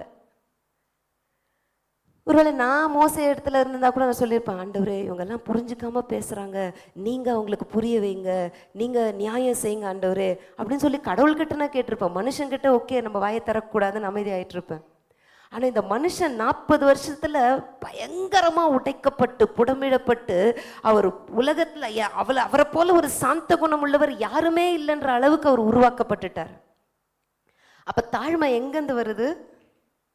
எப்படி வருது? உடைக்கப்படும் போது வருது, வனாந்திரத்துல வழி நடத்தப்படும் போது வருது. நம்ம கர்த்தருக்காக பக்தி வைராக்கியமாய் வாழ ஆரம்பிச்சிட்டோம்னா வனாந்திர வாழ்க்கையை கொஞ்ச காலம் நமக்கு கர்த்தர் அனுமதிப்பார். உடைக்கப்படுகிறதற்கு கர்த்தர் அனுமதிப்பார். கண்ணீரின் பாதையிலே கர்த்தர் நடத்தி கொண்டு போவார். இவைகளெல்லாம் அழிக்கிறதற்காக அல்ல, நம்முடைய கேரக்டரை உருவாக்குகிறதற்காக. ஆமென். மோசேவுடைய பக்தி வைராக்கியத்துல 6 லட்சம் ஜனங்களை அவரால் வழி நடத்து அப்படின்னு சொல்லி மோசே கிட்ட கொடுக்க முடியாது. கொலை பண்ணவன் கிட்ட கொடுக்க முடியாது. ஆனா வனாந்திரத்துக்கு போய் 40 வருஷம் ட்ரைனிங் எடுத்து சாந்த குணம் உள்ளவன் ஆன பிறகு, உண்மையுள்ளவனாய் கர்த்தருக்கு உண்மையாய் இருப்பான்ற அந்த நம்பிக்கை வந்த பிறகு இப்போ அனுப்புறார், நீ பார்வோன் கிட்ட போய் அந்த ஜனங்களை ஆராதனை செய்ய அனுப்ப சொல்லு. இப்போ அந்த மோசேவை நம்பி 6 லட்சம் ஜனங்களை கர்த்தர் அனுப்புகிறார். ஹல்லேலூயா. ஊழியம் செய்யணும்னு ஒருவேளை நமக்கு ஆசை இருக்கலாம், ஆனா உடைக்கப்படுகிறதற்கு நம்ம விட்டு கொடுத்தா மட்டும்தான் நம்மளை நம்பி கர்த்தர் ஆத்துமாக்களை கொடுப்பார், ஊழியத்தை கொடுப்பார், ஊழியத்தின் எல்லைகளை விரிவாக்குவார். ஹல்லேலூயா, ஹல்லேலூயா. மேபி அந்த நம்ம ரொம்ப நாளாக நம்ம யோசிக்கலாம், நான் ரொம்ப நாளாக வெயிட் பண்ணுறேன், எனக்கு இதில் ஒரு உயர்வே இல்லை, எனக்கு ஆசீர்வாதமே இல்லை, எனக்கு ஏன் இது நடக்கலை அப்படின்னு சொல்லி நம்ம ரொம்ப நாள் நம்ம யோசிக்கலாம். ஆனால் நம்ம தைரியமாக சொல்ல முடியும், என்ன இப்போ வனாந்திரத்தில் வச்சு ட்ரைனிங் கொடுத்துட்டு இருக்கிறார். ஆமென். இது முடிவல்ல, இது பெர்மனன்ட் அல்ல, இது எனக்கு நிரந்தரம் அல்ல. there is a higher life for me, there is a higher calling, there is a higher purpose in my life. எனக்கு ஒரு பெரிய அழைப்பு இருக்கிறது, அந்த அழைப்புக்கு நேராய் என்னை கர்த்தர் உடைத்து உருவாக்கி கொண்டு இருக்கிறார். ஹல்லேலூயா. ஆகவே இந்த வனாந்திரத்துல போகும்போது இதுதான் வாழ்க்கைன்னு நினைச்சிட்டு, இதுதான் முடிவுன்னு நினைச்சிட்டு அங்கேயே சோர்ந்து போய் ஒரு இடத்துல நின்றுடக்கூடாது. இன்னைக்கு தைரியமா நீங்க சொல்லுங்க, இன்றைக்கு வனாந்திரத்துல கர்த்தர் என்ன நடத்துறாருன்னா, என் கிட்ட இருக்கிற பக்தி வைராக்கியத்தை கர்த்தர் பார்த்தார். கோவம் வந்துச்சுதான், அதெல்லாம் ரொம்ப சரின்னுலாம் சொல்ல முடியாது. ஆனா அவருக்கு தெரியும், கொலைக்காரனை கோவக்காரனை உலகத்திலேயே சாந்தமுள்ள மனுஷனா எப்படி மாத்தணும்னு அவருக்கு தெரியும். ஆமென். நம்ம செய்ய வேண்டியது ஒன்னே ஒன்று, விட்டு கொடுத்துட்டு போயிடும். வனாந்திரத்தில் நடத்துறாரா, அங்கே உட்காந்து முறுமுறுத்துட்டு புலம்பிட்டு இல்லாமல் தேவனோடு ஒரு உறவில் இருந்து விட்டு கொடுக்கும் பொழுது தேவன் அவருடைய நோக்கத்தை நம்முடைய வாழ்க்கையில் நிச்சயமாய் நிறைவேற்றுவார். ஹல்லேலூயா. சரி, ஏசாயா 66வது அதிகாரம், ஏசாயா தீர்க்கதரிசியின் புத்தகம் 66வது அதிகாரம் 2வது வசனம். என்னுடைய கரம் இவைகளை எல்லாம் சிருஷ்டித்ததினால் இவைகள் எல்லாம் உண்டாயின என்று கர்த்தர் சொல்லுகிறார். ஆனாலும் சிறுமைப்பட்டு ஆவியில் நொறுங்குண்டு என் வசனத்துக்கு நடுங்குகிறவனையே நோக்கி பார்ப்பேன். முதலாவது, தாழ்மையுள்ளவனை கர்த்தர் உயர்த்துவார். இரண்டாவது, தாழ்மையுள்ளவனுக்கு கர்த்தர் கிருபை அளிக்கிறார். மூன்றாவது, தாழ்மையுள்ளவனை கர்த்தர் நோக்கி பார்ப்பார். ஆமென். நம்ம கிட்ட தாழ்மை இருந்ததுன்னா, என்னை பாருங்க ஆண்டவரேன்னு 40 days ஃபாஸ்டிங் இருந்து போராடிலாம் ஜோம் பண்ணா பார்த்துருவாருன்னு இல்லை, எனக்குள்ள தாழ்மை இருந்ததுன்னா அவர் நிச்சயமா என்னை நோக்கி பார்ப்பார். ஆமென். அப்போ இங்கிலீஷ் பைபிள் சொல்லுது, I am pleased. Praise Lord. என்னாச்சு? ஹல்லேலூயா. அப்படியே சிலர்லாம் தாழ்மையெல்லாம் என்னென்ன தெரியுமா நினைப்பாங்க, ஷூ போடாமல் போகிறது தாழ்மை, ஷர்ட் இன் பண்ணாமல் போகிறது தாழ்மை, புடவைலாம் ரொம்ப ஸ்டைலாக கட்டாமல் ரொம்ப சிம்பிளாக, நான்லாம் ரொம்ப தாழ்மைங்க, நான்லாம் ரொம்ப நகையெல்லாம் போட மாட்டாங்க, நான்லாம் ரொம்ப ஸ்டைலாலாம் தலையெல்லாம் வர மாட்டாங்க, இதுதான் தாழ்மைன்னு வெளிப்புறத்தை நினைத்து கொள்ளுகிறாங்க. அது உண்மையான தாழ்மை அல்ல, அது அவங்கவுங்களுடைய இஷ்டம். அவங்க எப்படி ஷர்ட் நீ இன் பண்ணால் பண்ணுங்க, வெளியில் விட்டா அதெல்லாம் அது ஒரு பெரிய விஷயம் அல்ல. ஆமென். ஆனால் தாழ்மை என்பது கர்த்தருக்கு பயப்படுகிற பயம். தாழ்மை என்பது தேவனுக்கு கீழ்ப்படிவது. தாழ்மை என்பது மனம் திரும்புவது. ஹல்லேலூயா. அப்போ நம்ம சாரி கேட்குறோன்னு வைங்களேன், நிறைய நேரம் சாரிக்கே அர்த்தம் இல்லாமல் நிறைய நேரம் சாரி கேட்போம். எனக்கு நீங்கள் லைஃப்பில் அப்படி சந்திச்சிருக்கீங்களா? நான் சந்திச்சிருக்கேன். சரி சாரி. அந்த சாரியில் என்ன இருக்காது? ரிப்பென்டன்ஸ் இருக்காது. ஒரு தவறுக்காக உண்மையாவே மனஸ்தாபப்பட்டு நம்ம சாரி கேட்குறோம் அப்படின்னா, அடுத்த முறை அந்த தவறை செய்கிறதற்கு பயம் வரும். கூடுமான வரைக்கும் திருப்பி அந்த தவறை செய்யக்கூடாது என்பதில் முழு முயற்சி 100% நம்ம எடுப்போம். அதன் பிறகு அதில் தவறும், அது வேற விஷயம். ஆனால் நம்ம முயற்சி எடுக்கிறோமா? ஒரு சிலர் சாரிக்கு அர்த்தமே தெரியாம, அதான் சாரி சொல்லிட்டேன்ல, சாரி சொல்லிடுவாங்க. எனக்கெல்லாம் பயங்கர கோவம் வரும். அந்த சாரிக்கு அர்த்தம் என்னன்னு தெரியும், அதான் நான் சாரி சொல்லிட்டேன்ல. அப்போ நீ சாரி சொல்லிட்டேன்னா அடுத்த முறை அந்த தப்பை நீ பண்ண மாட்ட. திருப்பி திருப்பி சாரி சொல்லிட்டு திருப்பி திருப்பி அதே தப்பு பண்ணதுக்கு அப்போ சாரிக்கு அர்த்தமே தெரியல. Sorry should come with heart of repentance. மனம் வருந்தி அதற்காக வருத்தப்பட்டு, ஐயோ நான் தப்பாக பண்ணிட்டேப்பா, நான் இப்படி பேசியிருக்க கூடாதுப்பா. சரி, ஒரு அம்மா அப்பா கிட்டேயோ இல்லை ஒரு கணவன் மனைவிக்குள்ளேயோ வாக்குவாதம் வரும்பொழுது ஒரு ஹார்ஷான வார்த்தைகளை கோவத்தில் பேசிடுறோம். அதுக்கப்புறம் மனம் வருந்தி, ஐயோ நான் இப்படி பேசியிருக்க கூடாது, நான் இப்படி பேசிடக்கூடாது, என்னை மன்னிச்சிருங்கப்பா அப்படின்னு சொல்லிட்டு உண்மையாகவே நம்ம ஜெபிச்சுட்டு ஆண்டவர்கிட்ட நம்ம கேட்டோம் அப்படின்னா நம்மளுக்கு அந்த பலனை கத்த தருவார். திருப்பியும் அதே மாதிரி ஹார்ஷா நடந்துக்க ஆண்டவர் விட மாட்டார். ஹல்லேலூயா. அதுதான் அந்த சாரிக்கு அர்த்தம். இன்னொரு டிரான்ஸ்லேஷன் சொல்லுகிறது, these are the ones I look on with favor, those who are humble and contrite in spirit and who tremble at my word. தன்னை தாழ்த்தி நொறுங்குண்ட இருதயத்தோடு கூட என் வார்த்தைக்கு நடுங்குகிறவனையே நான் நோக்கி பார்ப்பேன். கர்த்தரோட வார்த்தை சொல்லுது, கர்த்தர் பெற்றோரை கனப்படுத்தணும்னு பைபிள் சொல்லுது. ஆகவே அவங்கள கனப்படுத்தணும், அவங்களுக்கு விரோதமாக பேசிடக்கூடாது, அவங்களுக்கு கீழ்ப்படிஞ்சிடணும். பைபிள் சொல்லுது கணவருக்கு கீழ்ப்படியணும், அவர்கிட்ட சப்மிட் யுவர் செல்ஃப் அப்படின்னு சொல்லுது. ஆகவே கணவரை கனப்படுத்திடுறேன், கர்த்தருடைய வார்த்தைக்கு நான் கீழ்ப்படுகிறேன். அப்போ இந்த வார்த்தையை நம்ம கனப்படுத்திட்டோம் அப்படின்னா வாழ்க்கையில் ஆட்டோமேட்டிக்காக தாழ்மை வந்துடும் நமக்கு. ஹல்லேலூயா, ஹல்லேலூயா. 51வது சங்கீதம் 17வது வசனம். 51வது சங்கீதம் 17வது வசனம்.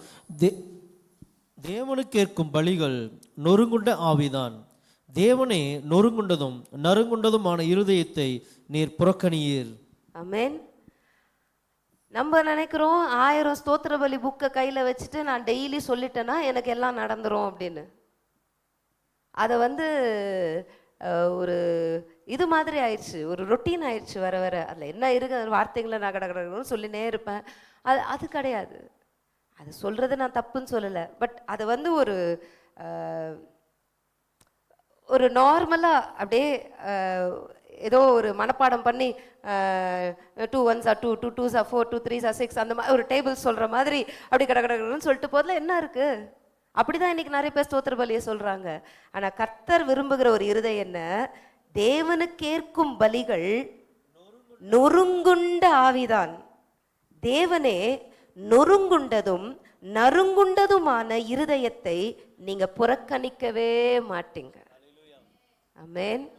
நம்ம யாராவது ஒரு வேளை நம்மளை திட்டிட்டு, நம்மளை காயப்படுத்திட்டு, நம்மளை உதாசீனப்படுத்திட்டு, நம்ம அவங்க கிட்ட டைரக்டா எதையும் பேசாம மனம் நொந்து போய் கர்த்தருடைய சமூகத்துல நொறுங்குண்ட இருதயத்தோட முழங்கால் படியிட்டுட்டோம் அப்படின்னா அடுத்த செகண்ட் அவர் இறங்கி வருவார். அப்படியே he will come with a heart of compassion. அப்படியே நம்மளை அப்படி அரவணைப்பார். எத்தனை பேர் அதை உணர்ந்து இருக்கிறீங்க? நம்ம கண்ணீரோடு நொறுங்குண்ட இருதயத்தோட அவர் சமூகத்துல போயிட்டோம் அப்படின்னா அவர் அதை பொறுத்துக்கவே மாட்டார், அவர் தாங்கிக் கொள்ளவே மாட்டார், நமக்கு சமீபமா இருப்பார்.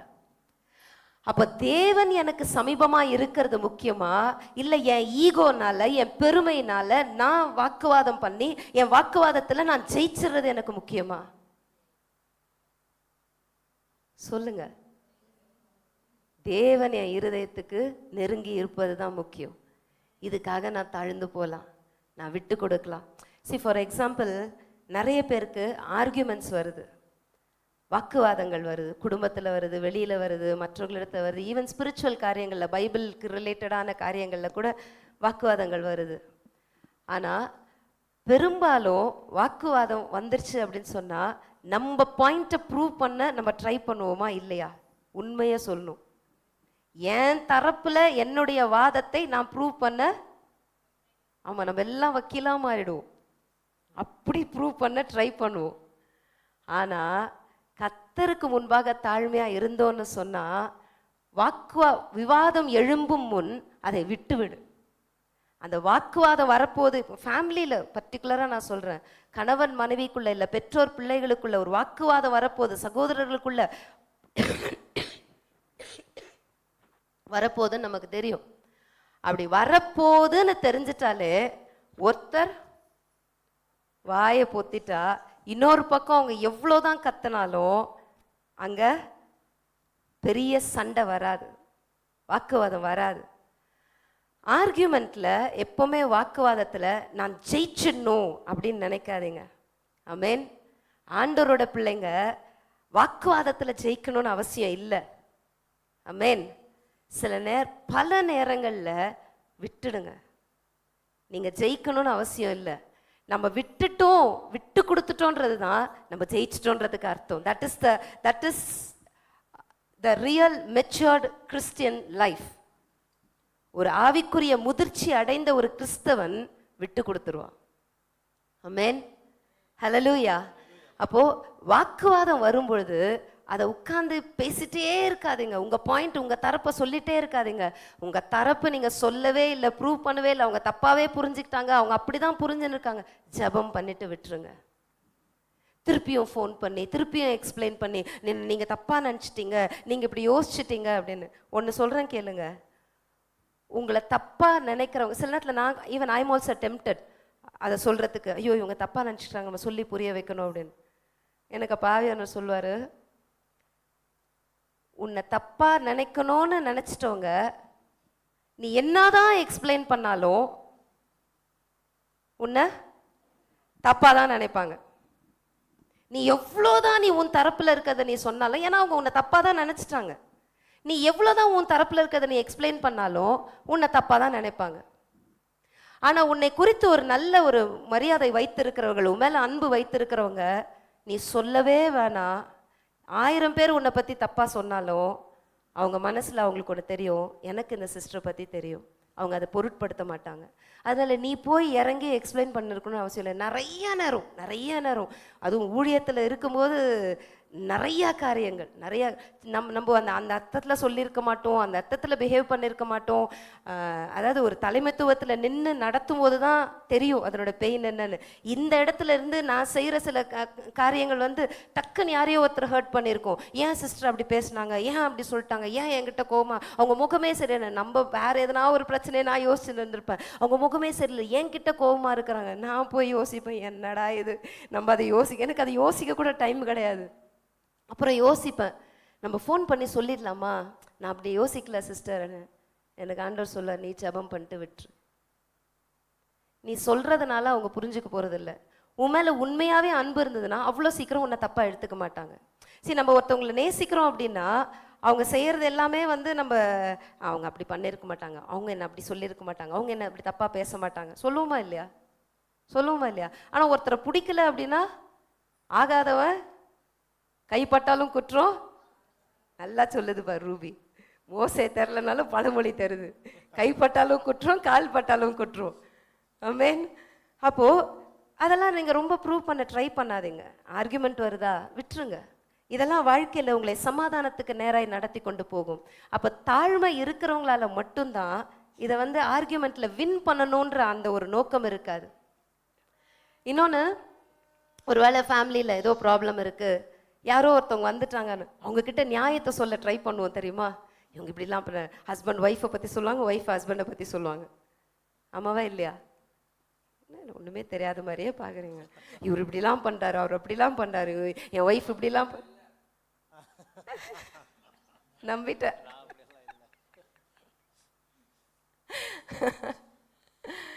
இப்போ நம்ம சொல்றதுனால என்ன ஆக போகுது? அவங்க என்ன நாட்டாம தீர்ப்பா சொல்ல போறாங்க? எந்த தீர்ப்பும் சொல்ல போறது இல்லை.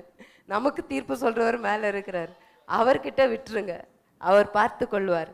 ஆமென். உங்க ஃபேமிலியை பத்தி நீங்க குறைகள் இல்லாத எந்த குடும்பமும் கிடையாது, வெளியில சொல்லாதீங்க. ஆமென். நான் உங்களுக்கு தாழ்மையா சொல்றேன், ப்ரேயர் ரிக்வெஸ்டா கூட வெளியில சொல்லாதீங்க. பாதி வீட்டு பிரச்சனை எது வழியா வெளியே போகுதுன்னா, சிஸ்டர் என் கணவருக்காக ஜோம் பண்ணிக்கோங்க சிஸ்டர். என்ன பிரச்சனை சிஸ்டர்? அவர் சரியே இல்லை சிஸ்டர், வீட்டுக்கு லேட்டாக வராரு சிஸ்டர், காசே கொடுக்கறது இல்லை சிஸ்டர், அங்கே பக்கத்து வீட்டில் எட்டி பார்த்துன்னு இருக்கிறாரு சிஸ்டர். வீட்டு போன ரகசியம் மொத்தத்தையும் இன்னொருத்தர்கிட்ட சொல்லிட்டியா? இதுக்கு பேர் என்ன? Prayer request. நான் கதையெல்லாம் பேசல, நான் காசிப் பண்ணல, நான் ப்ரேயர் ரிக்வெஸ்ட் மட்டும்தான் சொன்னேன். சொன்னீங்களா? அந்த கூட ஜெபிக்கிற அந்த சகோதரி இன்னைக்கு உனக்கு ஃப்ரெண்டு, நாளைக்கு திடீர்னு உங்க மேல கோவம் வந்துருச்சுன்னா 1க்கு 10 போய் சொல்லுவாங்க, இவ ஒழுங்கா ஜாதியா இருந்தா அவன் ஏன் பக்கத்து வீட்டுல எட்டி பார்க்கறான், நீ யாரை நம்பி ப்ரேயர் ரிக்வெஸ்ட் கொடுத்தீங்களோ அவங்களே தான் ரிவர்ஸ் ஆகி உங்களை பற்றி பேசுவாங்க, தப்பு தப்பாக பேசுவாங்க. அதனால தான் சொல்கிறேன், சர்ச்சிலேயே கூட, சர்ச்சுக்கு உள்ளேயே கூட ஒருவருக்கு ஒருவர் குடும்ப ரகசியங்களை தயவு செய்து வெளியில் சொல்லாதீங்க. ஆமென். தவிர்க்க முடியாத காரணம் சொல்லணும், தீர்வு வேணும், எனக்கு இதில் குழப்பமாக இருக்குது, என்கிட்ட வாங்க. அதுக்கு தான் கர்த்தர் சபையில் ஒரு போதகரை வைத்திருக்கிறார், ஒரு மெய்ப்பரை வைத்திருக்கிறார். இன்னொன்று எப்பவுமே நல்லா தெரிந்து கொள்ளுங்க, தலைமைத்துவத்தில் ஒரு தகப்பன் தாய் ஸ்தானத்தில் ஒரு பாஸ்டரை கர்த்தர் வச்சுட்டார்னா அந்த இருதயம் கூட இருக்கிற எல்லாருக்கும் இருக்கணுன்றது அவசியம் இல்லை. நல்லா புரிந்து கொள்ளுங்க. ஒரு தாய் தான் பிள்ளைங்க எது தப்பு பண்ணாலும் இந்த பிள்ளை தப்பு பண்ணுறது அந்த பிள்ளைக்கு சொல்ல மாட்டா, அந்த பிள்ளை தப்பு பண்ணுறது இந்த பிள்ளைக்கு சொல்ல மாட்டா. கரெக்டா இல்லையா? ஆமாம். ஆனால் சகோதரர்களுக்குள்ள ஒருத்தர் தப்பு இன்னொருத்தருக்கு தெரிஞ்சா அடுத்த சண்டை வரும்போது ஃபஸ்ட்டு வேலையாக என்ன பண்ணுவாங்க? அதை தான் சொல்லி காட்டுவாங்க. அதை தான் நான் சபையில் இப்போ சொல்கிறேன் உங்களுக்கு. நீங்கள் ப்ரேயர் ரிக்வெஸ்ட்ன்ற பேரில் தயவு செய்து என்ன தவிர யாருக்கிட்டேயும் உங்கள் ப்ரேயர் ரிக்வெஸ்ட்டை ரொம்பலாம் சொல்லாதீங்க.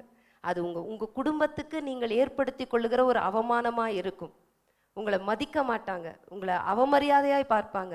நாளைக்கு உங்கள் வீட்டில் இருக்கிறவங்க திருந்திடுவாங்க, உங்கள் பிள்ளை திருந்திடும், உங்கள் கணவர் திருந்திடுவார், மாறிடுவார். ஆனால் நீங்கள் யாருக்கு ப்ரேயர் ரிக்வெஸ்ட் சொன்னீங்களோ அவங்க கேவலமாக தான் பார்ப்பாங்க அவங்கள. அவங்க நாளைக்கு நல்லா சர்ச்சுக்கு நல்லா அழகாக ட்ரெஸ் பண்ணிட்டு அவங்க வரும்போது, இந்த ஆள் அன்றைக்கி அதெல்லாம் பண்ணார்ல, அன்றைக்கி அந்த சிஸ்டர் சொன்னாங்கல்ல, இன்னைக்கு பார்த்தியா எவ்வளோ வெள்ளையும் ஜல்லியமா நல்ல பிள்ளை மாதிரியே வந்துனுங்கிறார் சர்ச்சுக்கு, ஒரே வார்த்தையில் சொல்லிட்டு போயிடுவாங்க. அதை பேசுறது அவங்களுக்கு துணிகரம், அவங்க பேசக்கூடாது. அது பேசுறதுக்கு இடம் கொடுத்தது யாரு? அதனால யாரும் யாரிடத்துலையும் உங்கள் பிரச்சனைகளை, ஃபேமிலி விஷயத்தெல்லாம் ரிவீல் பண்ணக்கூடாது. ஆமென். அளவுக்கு மீறி பிரச்சனை இருக்குதுன்னா தயவுசெய்து என்கிட்ட சொல்லுங்க, எழுதி கொடுங்க, ப்ரேயர் ரிக்வெஸ்ட் எழுதி கொடுங்க, உங்களுக்காக பாரத்தோடு ஜெபிப்போம். ஆமென். கர்த்தர் அதை மாற்றுவார். ஹல்லேலூயா. சரி, தாழ்மை என்றால் என்னன்னா தாழ்மைனா என்ன பண்ணணும்? தாழ்மையா இருக்கணும், தாழ்மையா இருக்கிறவரை உயர்த்துவார், கிருபை அளிப்பார், நோக்கி பார்ப்பார். அப்படின்னா என்ன?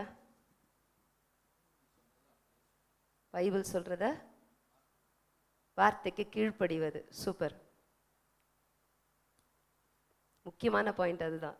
வார்த்தைக்கு கீழ்ப்படிஞ்சிட்டாலே தானா அந்த தாழ்மை வந்துடும். ஆமென். ஓகே, முதலாவது விட்டு கொடுப்பது. முதலாவது தாழ்மையா இருக்கிறவங்க விட்டு கொடுப்பாங்க. ஆதியாகமம் 13வது அதிகாரம் 7-8 வசனங்களை வாசிங்க. இந்த இடத்துல ஆதியாகமம் 13:7-8 ஆபிரகாமுக்கும் லோத்துடைய ஆட்களுக்கும் பிரச்சனை வருது. அப்ப அது ஆபிரகாம் எவ்வளவு அழகா சால்வ் பண்றாரு பாருங்க. ஆபிரகாமுடைய மந்தை மேய்ப்பருக்கும் லோத்தினுடைய மந்தை மேய்ப்பருக்கும் வாக்குவாதம் உண்டாயிற்று. அக்காலத்திலே கானானியரும் பெரிசியரும் அத்தேசத்தில் குடியிருந்தார்கள்.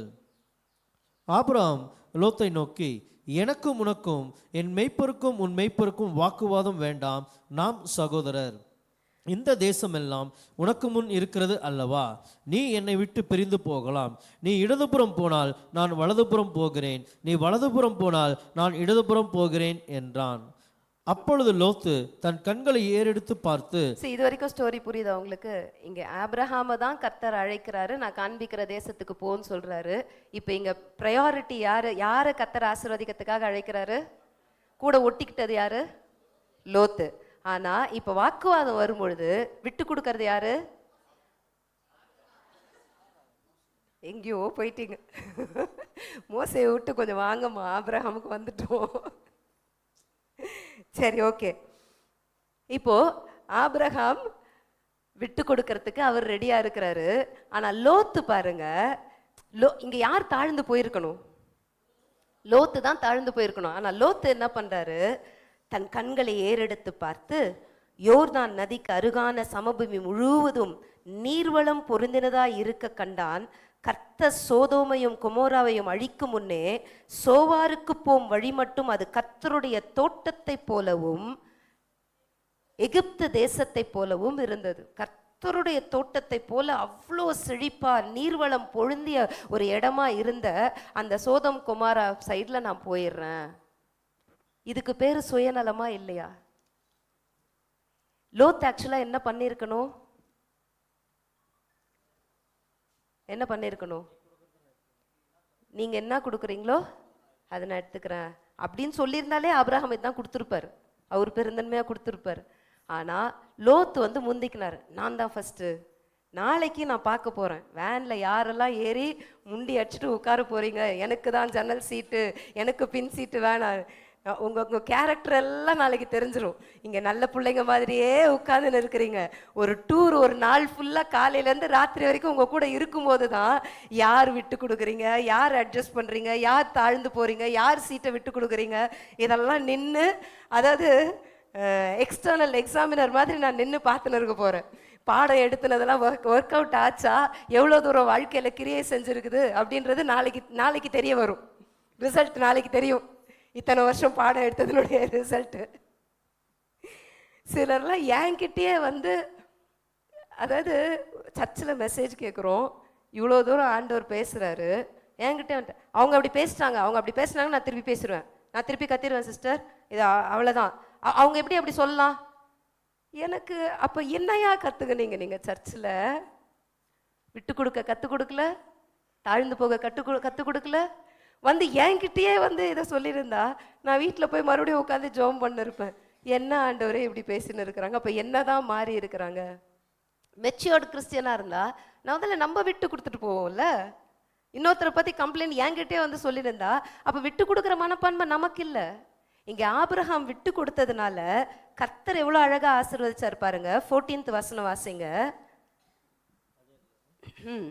லோத்து ஆபிரமை விட்டு பிரிந்த பின்பு கர்த்தர் ஆபிராமை நோக்கி, உன் கண்களை ஏறெடுத்து நீ இருக்கிற இடத்திலிருந்து வடக்கேயும் தெற்கேயும் கிழக்கேயும் மேற்கேயும் நோக்கி பார். நீ பார்க்கிற இந்த பூமி முழுவதையும் நான் உனக்கும் உன் சந்ததிக்கும் என்றென்றைக்கும் இருக்கும்படி கொடுத்து உன் சந்ததியை பூமியின் தூளை போல பெருக பண்ணுவேன். ஒருவன் பூமியின் தூளை எண்ணக்கூடுமானால் உன் சந்ததியும் எண்ணப்படும். ஆபிரகாம் விட்டு கொடுத்துட்டான்னு உடனே ஆண்டவர் போய் இறங்கி வந்துட்டார். ஐ வாண்ட் டு பிளஸ் ஹிம். நீ விட்டு கொடுத்துட்டல்ல, அவன் செழிப்பான இடத்த தான் வேணும்னு சொல்லிட்டு அவன் போயிட்டான். ஆனால் நீ விட்டு கொடுத்தல்ல, I want to please you. உன் கண்ணை திறந்து நீ பாருடா, நீ எவ்வளோ தூரம் பார்க்குறியோ பாரு, நீ எவ்வளோ தூரம் இங்கேருந்து கண்ணு கெட்டின தூரம் வரைக்கும் எல்லாமே உண்டு தான், உனக்கு தான் தருவேன். யோசிச்சு பாருங்க, கர்த்தருக்காக விட்டு கொடுத்தோம் அப்படின்னா கர்த்தர் கொடுக்குற ஆசீர்வாதம் இப்படி தான் இருக்கும்.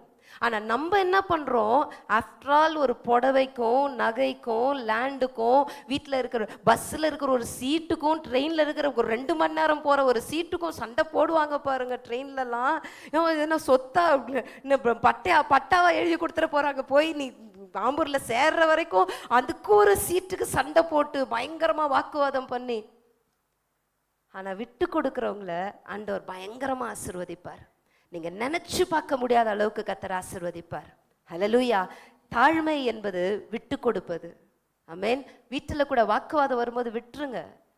உங்கள் தரப்பில் நீங்கள் என்ன நியாயம் சொல்லணும்னு நினைக்கிறீங்களோ விட்டுருங்க, சொல்லாதீங்க, வாயை மூடிட்டு போயிடுங்க. பேசுகிறவங்க பேசின்னு போட்டோம், கர்த்தர் உங்கள் பட்சத்தில் நின்று உங்களுக்காக நீதி செய்வார், நியாயம் விசாரிப்பார். ஹல்லேலூயா. 2வது காரியம், ஆதியாகமம் 50வது அதிகாரம் 17வது வசனம். யோசேப்போட வாழ்க்கையில பார்க்கிறோம்.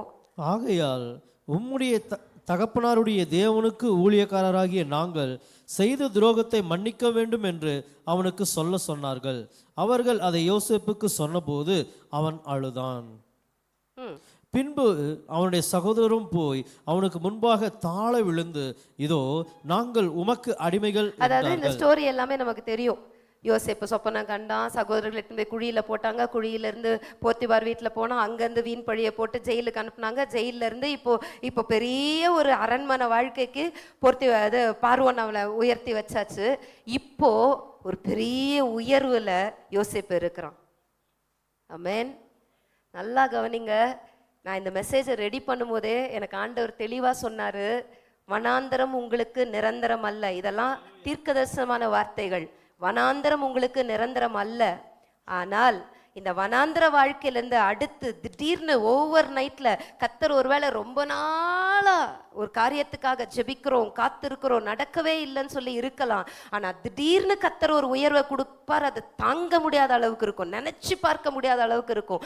ஜெயிலேருந்து தப்பிச்சா போதும் அப்படின்னு மட்டும்தான் யோசேப்பு நினைச்சிருப்பான். நான் செய்யாத தப்புக்கு நான் ஜெயிலில் இருக்கிறேன். ஆனா கத்தருடைய திட்டம் அது இல்லை, மிகப்பெரிய தரிசனம். இங்க உட்கார்ந்து இந்த சத்திய வார்த்தைகளை கேட்டுக்கொண்டிருக்கிற ஒவ்வொருவருக்கும் சொல்லுகிற, கத்தர் உங்கள் வாழ்க்கையில உங்களை கொண்டு வைத்திருக்கிற திட்டங்கள் மிகவும் பெரியது. அது சாதாரணமானது அல்ல, மிகப்பெரிய திட்டம் உங்களை கொண்டு, உங்கள் பிள்ளைகளை கொண்டு தேவன் வைத்திருக்கிறார். ஹல்லேலூயா. ஆனால் அதை இழந்து போயிடக்கூடாது. ஆமென். இங்க யோசேப்பு மிகப்பெரிய ஒரு உயரத்துல வைக்கும் பொழுது ஆண்டவர் உயரத்துல வச்சுட்டு இப்போ சோதிச்சு பார்க்கிறார். இப்போ யோசேப்பு எப்படி பிஹேவ் பண்றான். ஆமென். அந்த 13 வருஷம் ஜெயில் எதுக்கு சிஸ்டர்? யோசேப்பை வசனம் புடமிட்டது. ஆமென். பார்வோனுக்கு அடுத்த ஸ்தானத்துல கொண்டு போய் யோசேப்பை உயர்த்தி வைத்தாலும் கூட அங்க அவன் எப்படி ரியாக்ட் பண்ணணும்ன்றதுக்காக தான் இந்த 13 இயர்ஸ் ஜெயில் வாழ்க்கை. உடைக்கப்படுவது, தாழ்மையை கற்றுக் கொடுப்பது, நேசிப்பது, மன்னிப்பது. ஆமென். இந்த இடத்துல யோசேப்பு 19வது வசனம் வாசிங்க. யோசேப்பு தன் சகோதரர்களை நோக்கி, பயப்படாதிருங்கள், நான் தேவனா. சகோதரர்கள் வந்து மன்னிப்பு கேட்கறாங்க. இப்ப யோசேப்பு என்ன பண்றாரு? நான் கடவுள் கிடையாது. வாசிங்க. நீங்கள் எனக்கு தீமை செய்ய நினைத்தீர்கள், நீங்க எனக்கு என்னமோ தீமை தான் செய்ய நினைச்சீங்க. தேவனோ இப்பொழுது நடந்து வருகிறபடியே வெகு ஜனங்களை உயிரோடு காக்கும்படிக்கு அதை நன்மையாக முடிய பண்ணினார். நீ என்னமோ எனக்கு தீமை தான் செய்ய நினைச்ச. ஸோ இதை யோசேப்பு எப்படி எடுத்துக்கிட்டார்னா, அங்க அண்ணனுங்க எவ்வளோ துரோகம் பண்ணானுங்க தெரியுமா, என்னை குழியில தள்ளினானுங்க தெரியுமா, இன்னைக்கு உன் கண்ணு முன்னாடி கத்தர் என்னை உயர்த்தி வச்சிருக்கிறார், ப்ராஃபஸி நிறைவேறிச்சு, நான் கண்ட தரிசனத்தை பார்த்து தானடா பொறாமப்பட்டீங்க, இன்னைக்கு நிறைவேறிச்சு இல்ல, அப்ப என் கூட கடவுள் இருக்கிறான்றதை நிரூபிச்சிட்டார்ல, இன்னைக்கு இருக்குதுடா உங்களுக்குலாம். அப்படியெல்லாம் சொல்லலை. அவன் மனசார சொல்றான், நீங்க எனக்கு தீமை தான் செய்ய நினைச்சிங்க, ஆனா கர்த்தரோ இவ்வளோ வெகு ஜனங்களை காக்கும்படிக்கு, ரட்சிக்கும்படிக்கு அதை நன்மையாய் கர்த்தர் மாற்றி போட்டுட்டார். அப்போ இந்த மனநிலை, இந்த பக்குவம் எப்போ வருது? 13 வருஷம் ஜெயிலில் இருக்கும்போது வருது. நம்ம நினைக்கிற உடனே உயர்வு வந்துடணும், உடனே வந்துடணும், உடனே சாந்த குணம் வந்துடணும், வராது. எதற்காக உடைக்கப்படுகிறோம்? எதற்காக வனாந்தர வாழ்க்கை? எதற்காக ஜெயில் வாழ்க்கை? எதற்காக தனிமைப்படுத்தப்படுகிறோம்? எதனால ஒதுக்கப்படுகிறோம்? எதனால எல்லாராலையும் கைவிடப்படுகிறோம்? சொந்த குடும்பத்தார் கூட நம்மளை தூக்கி குழியில போட்டு நம்ம மேல இழிவான சொற்களை எதனால சொல்லுகிறதுக்கு கர்த்தர் அனுமதிக்கிறார்? There is a purpose in your life. உங்க வாழ்க்கையில ஒரு திட்டம் இருக்கு. உங்களை உயர்த்தணும்னு ஒரு திட்டம் வைத்திருந்தார், நான் நிச்சயமாய் கர்த்தர் இதெல்லாம் அனுமதிப்பார். இதெல்லாம் உங்க வாழ்க்கையில நடக்குதுன்னா ஒன்னு நல்லா தெரிந்து கொள்ளுங்க, கர்த்தர் உங்கள் வாழ்க்கையில தரிசனத்தை நிறைவேற்ற போகிறார். அதற்கான அந்த ப்ராசஸ்ல தான் நீங்களும் நானும் இருக்கிறோம். ஆமென். இது நிரந்தரம் அல்ல, ஜெயில் நிரந்தரம் அல்ல, வனாந்தரம் நிரந்தரம் அல்ல. அங்கிருந்து கர்த்தர் வெளியில கொண்டு வருவார். ஆனா வரும்போது என்ன செய்யறான் யோசேப்பு, அதுதான் முக்கியம். மனதார சகோதரர்களை மன்னித்து அத்தனை பேரையும், வாசிங்க 21வது வசனம், நான் உங்களையும், ஆதலால் பயப்படாதிருங்கள், நான் உங்களையும் உங்கள் குழந்தைகளையும் பராமரிப்பேன் என்று அவர்களுக்கு ஆறுதல் சொல்லி அவர்களோடு கூட பச்சமாய் பேசினான். இதுதான் யோசேப்புடைய கேரக்டரா மாறுச்சு. குழியில தான் தள்ளினானுங்க, ஆனா இப்போ யோசேப்பு கொடுக்கிற பதில் என்ன? அண்ணனுங்களை பார்த்து, எவன் குழியில தள்ளினானோ அவனை பார்த்து, பயப்படாத, பயப்படாத, நான் பழி வாங்க மாட்டேன். அவங்கெல்லாம் நினைச்சாங்க அப்பா செத்துட்ட உடனே அவ்வளவுதான், இனிமே இவன் நம்மளை பழி வாங்கிடுவான். நீ பயப்படாத, நான் பழி வாங்க மாட்டேன். நான் என்ன பண்ணுவேன்? உங்களையும் உங்க குழந்தைகளையும் நான் பராமரிப்பேன். யோசிச்சு பாருங்க, எத்தனை பேரால் அதை சொல்ல முடியும்? எத்தனை பேரால் அந்த கசப்பு வெறுப்பெல்லாம் விட்டுட்டு மன்னிக்க முடியும்? அதை கற்றுக் கொடுக்கறதற்காக தான் சில உபத்திரங்கள் வழியாய் கர்த்தர் நடத்தி கொண்டு போகிறார். நான் உபத்திரப்பட்டது நல்லது, அதனால் உம்முடைய பிரமாணங்களை கற்றுக்கொள்ளுகிறேன். ஆமென். அப்போ உபத்திரத்தின் வழியா போகும்போது போராடாதீங்க, அதை எதிர்த்து நிற்காதீங்க. ஜஸ்ட் லீவ் இட், அதை கடந்து போங்க. இதை நான் கடந்து போய் தான் ஆகணும். It's like a labour pain, பிரசவ வலி, கடந்து போய் தான் ஆகணும். பிரசவ வலியை கடந்து போகாமல் பிள்ளையை பெற்றுக்கொள்ள முடியாது. இல்லை இல்லை, நான் ரொம்ப கத்துவேன், நான் ரொம்ப கத்துனாக்கா எனக்கு வலி நின்றுடும்னா, நீ கத்துனா எனர்ஜி போயிடும், அவ்வளோதான். வலி இன்னும் ஜாஸ்தி தான் ஆகும். அந்த வலியை அப்படியே உள்வாங்கி, ஓகே எனக்கு இப்போ ஒரு குழந்தை பிறக்க போகுது, எனக்கு ஒரு ஆசீர்வாதம் வரப்போகுது. இப்போ ஒரு வலியில், ஒரு வேதனையில், ஒரு கண்ணீரில் நீங்கள் கடந்து போகிறீங்களா? எதிர்த்து போராடாதீங்க, அதை நினச்சி கத்தாதீங்க, அழாதீங்க, யாருக்கிட்டையும் நியாயம் சொல்லின்னு இருக்காதீங்க. சிலர் ஆண்டவர் மேலேயே கோபமாக இருக்காதீங்க, விட்டு கொடுத்து போங்க, மன்னிச்சிருங்க. இந்த ப்ராசஸில் யாரெல்லாம் உங்களுக்கு துரோகம் பண்ணாங்களோ அவங்களெல்லாம் மன்னிச்சிருங்க, அவங்களெல்லாம் விட்டு கொடுத்துருங்க. அவங்க மேலே இருக்கிற கசப்பு எனக்கு வேண்டாம்ப்பா, நீங்கள் எடுத்து போட்டுருங்கன்னு சொல்லுங்கள். கர்த்தர் யோசேப்பை உயர்த்தினது போல உங்களையும் என்னையும் கர்த்தர் உயர்த்துவார். ஹல்லேலூயா, ஹல்லேலூயா. ஜாய்ஸ் மேயர் அவங்க, நான் நிறைய முறை சொல்லியிருக்கேன், அவங்க அப்பா 3 வயசுலேருந்து 18 வயசு வரைக்கும் அவங்கள பாலியல் பலாத்காரம் பண்ணினார். அவங்க மினிஸ்ட்ரியில் நல்ல பீக்கில் மினிஸ்ட்ரி பண்ணின்னு இருக்கும்போது ஆண்டவர் சொன்னாராம், அவங்க அம்மா அப்பா வேற ஒரு இடத்துலையும் இவங்க வேற ஒரு வீட்லேயும் இவங்க இருந்தாங்க தூரத்தில். அப்போது ஆண்டவர் சொன்னாராம், நீ உங்கள் அம்மாவையும் அப்பாவுக்கும் ஒரு வீடு ஒன்று வாங்கி கொடு, ஒரு வீடு ஒன்று வாங்கி கொடுத்து அந்த வீட்டில் அவங்கள கூட்டிகிட்டு வந்து வச்சிரு. கூடவே ஒரு ஒரு ஆண்டி அவங்களுக்கு இருந்தாங்களாம், அவங்க ஒரு விடோ, ஒரு விதவை, அவங்களும் தனிமையில் இருக்காங்க, அவங்களையும் நீ கூட்டிகிட்டு வந்து வச்சு இவங்களை நீ தான் பராமரிக்கணும், மாதா மாதம் ப்ரொவிஷன்ஸ் வாங்கி கொடுக்கணும், மாதா மாதம் மெடிக்கல் எக்ஸ்பென்ஸ் நீ தான் பார்க்கணும், இவங்களை நீ தான் கவனிக்கணும் அப்படின்னு. ஜாய்ஸ் மேயருக்கு அது சந்தோஷமாக இருந்திருக்குமா? 3 வயதுலேருந்து பாலியல் பலாத்காரம் பண்ணின ஒரு தகப்பன், அப்பா பாலியல் பலாத்காரம் பண்ணுகிறாருன்னு தெரிந்த ஒரு அம்மா, அதை கண்டும் காணாததுமா மகளை எதுவுமே கண்டுக்கல. இப்படி ஒரு அம்மாவுக்கும் இப்படி ஒரு அப்பாவுக்கும் வீடு வாங்கி கொடுத்து ப்ரொவிஷன்ஸ் வாங்கி கொடுத்து மெடிக்கல் எக்ஸ்பென்ஸை பார்த்து நீ அவங்கள பார்த்துக்கோனா சந்தோஷமா இருக்குமா? அவங்களுக்கு பிடிக்கல. அவங்க சொன்னாங்களா, என்னால் முடியாது, என்னால் முடியாது, அவங்க என்னை காயப்படுத்துறது கொஞ்சம் நஞ்சம் இல்லை, என்னால் அவங்கள மன்னிக்க முடியாது, என்னால் அவங்களுக்கு செய்ய முடியாது, அவங்க எனக்கு என்ன செஞ்சுட்டாங்க. அப்போ ஆண்டவர் கேட்டாராம், மூச்சு விடுறல்ல, மூச்சு விடுறல்ல, இந்த உயிர் அவங்க 2 பேரும் இணைஞ்சதுனால தான் உனக்கு வந்துச்சு, நீ உயிரோட இருக்கல, அவங்க எனக்கு என்ன செஞ்சாங்கன்றதுலாம் ரெண்டாவது, உயிரோட இருக்கல்ல, மூச்சு விடுறல்ல, செய்.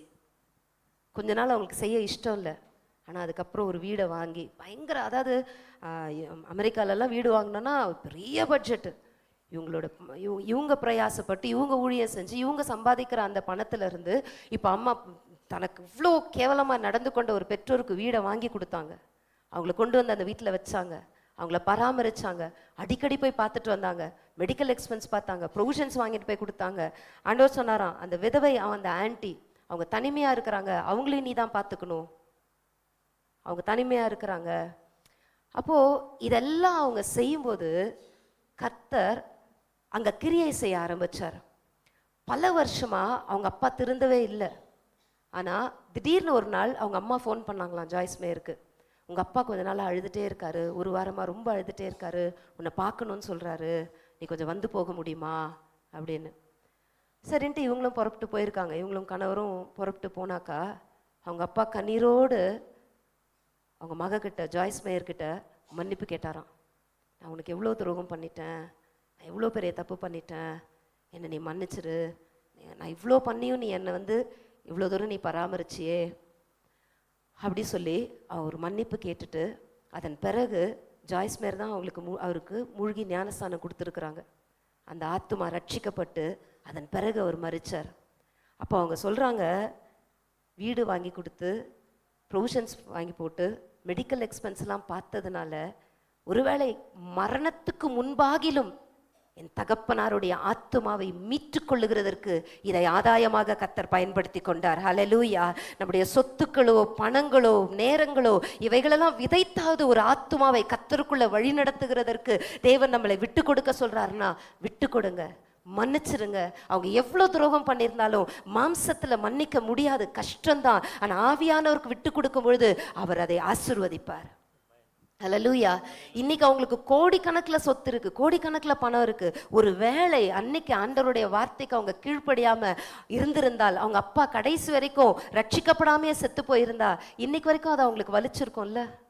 நீ உலகம் முழுவதையும் நீ எல்லாரையும் ஆதாயப்படுத்தினால உங்க அப்பாவை நீ விட்டுட்டே, நான் சொன்ன வார்த்தைக்கு நீ கீழ்ப்படியிலையேன்னு சொல்லி ஆண்டவர் கேட்டிருப்பாரு இல்லையா? ஹல்லேலூயா. ஆகவே வாழ்க்கையில விட்டு கொடுத்துருங்க, மன்னிச்சிருங்க. 3வது, அவர் ஏற்ற சமயத்தில் 1 பேதுரு 5வது அதிகாரம் 6வது வசனம், ஏற்ற காலத்திலே கர்த்தர் உங்களை உயர்த்தும்படிக்கு அவருடைய பலத்த கரங்களுக்குள் அடங்கி இருங்க. ஒரு பீரியட் வரைக்கும் அடங்கி இருக்க வைப்பார். அடங்கி இருக்கிறவனுக்கு தான் ஆளுமையை கர்த்தர் தருவார். அது தெரியுமா? யாரால அடங்கி இருக்க முடியுதோ, அடங்கி போக முடியுதோ, விட்டு கொடுக்க முடியுதோ, தாழ்ந்து போக முடியுதோ, அவங்களுக்கு தான் கர்த்தர் ஆளுமையை தருவார். அவங்களை தான் கர்த்தர் உயர்த்துவார். எல்லாத்துக்கும் எது கேட்டாலும் அது எப்படி என்ன பேசிடலாம், அது எப்படி என்ன சொல்லிடலாம், என்ன எப்படி இந்த கேள்வி கேட்டலாம், என்ன பார்த்து ஏன் பேசினாங்க, என்ன பார்த்து ஏன் இப்படி கூப்பிட்டாங்க, இதெல்லாமே பெருமையின் அடையாளம். நீங்க உங்களை நீங்களே அனலைஸ் பண்ணி பாருங்க. உங்களை யாருன்னா ஒருத்தர் எதனா சொல்லிட்டாக்கா உடனே உங்களுக்கு அப்படியே கண்ணில் புலபுலன்னு தண்ணி வருதுன்னா நீங்க வந்து காயப்படுறீங்க. அதாவது என்னை யாரும் எதுவும் சொல்லக்கூடாது, என்னை யாரும் எதுவும் கேட்டுறக்கூடாது. அந்த ஒரு சென்சிட்டிவ் ஏரியாவில் தான் நீங்கள் இருக்கிறீங்க. அங்கேருந்து கர்த்தர் அதை உடச்சி வெளியில் கொண்டு வருவார். எதுக்கெடுத்தாலும் நம்ம அழுதுட்டு இருக்கிறோம், எதுக்கெடுத்தாலும் காயப்படுறோம்னா உள்ளுக்குள்ள ஒரு ஈகோ இருக்கு, பெருமை இருக்கு. அதுதான் நம்மளை அழ வைக்குது, அதுதான் நம்மளை எதிர்த்து நிற்க வைக்குது. பேச முடியலனாலும் உள்ளுக்குள்ள அழுதுன்னு இருக்கோம்ல, மன்னிக்க முடியலல்ல, பேச முடியலல்ல, முகம் கொடுத்து மறுபடியும் அவங்க கிட்ட பேச முடியல. அதுக்கு என்ன காரணம்? என்ன காரணம்? ஈகோ தானே. ஆனால் நம்ம என்ன நினச்சிக்கிறோம், எனக்கு பெருமையெல்லாம் இல்லைப்பா, நான் தாழ்ந்து போயிடுறேன்ப்பா, நான் விட்டு கொடுத்துட்றேன். நமக்கே தெரியாமல் நமக்குள்ளாக பெருமை மறைந்து கொண்டு செயல்படுகிறது. ஹல்லேலூயா, ஹல்லேலூயா. அப்போ ஒரு ஏற்ற காலத்தை கர்த்தர் வைத்திருக்கிறார். சவுல் கிட்ட தாவீது ஒரு ஏற்ற காலம் வரைக்கும் அடங்கி நடந்தான். ஆமென்.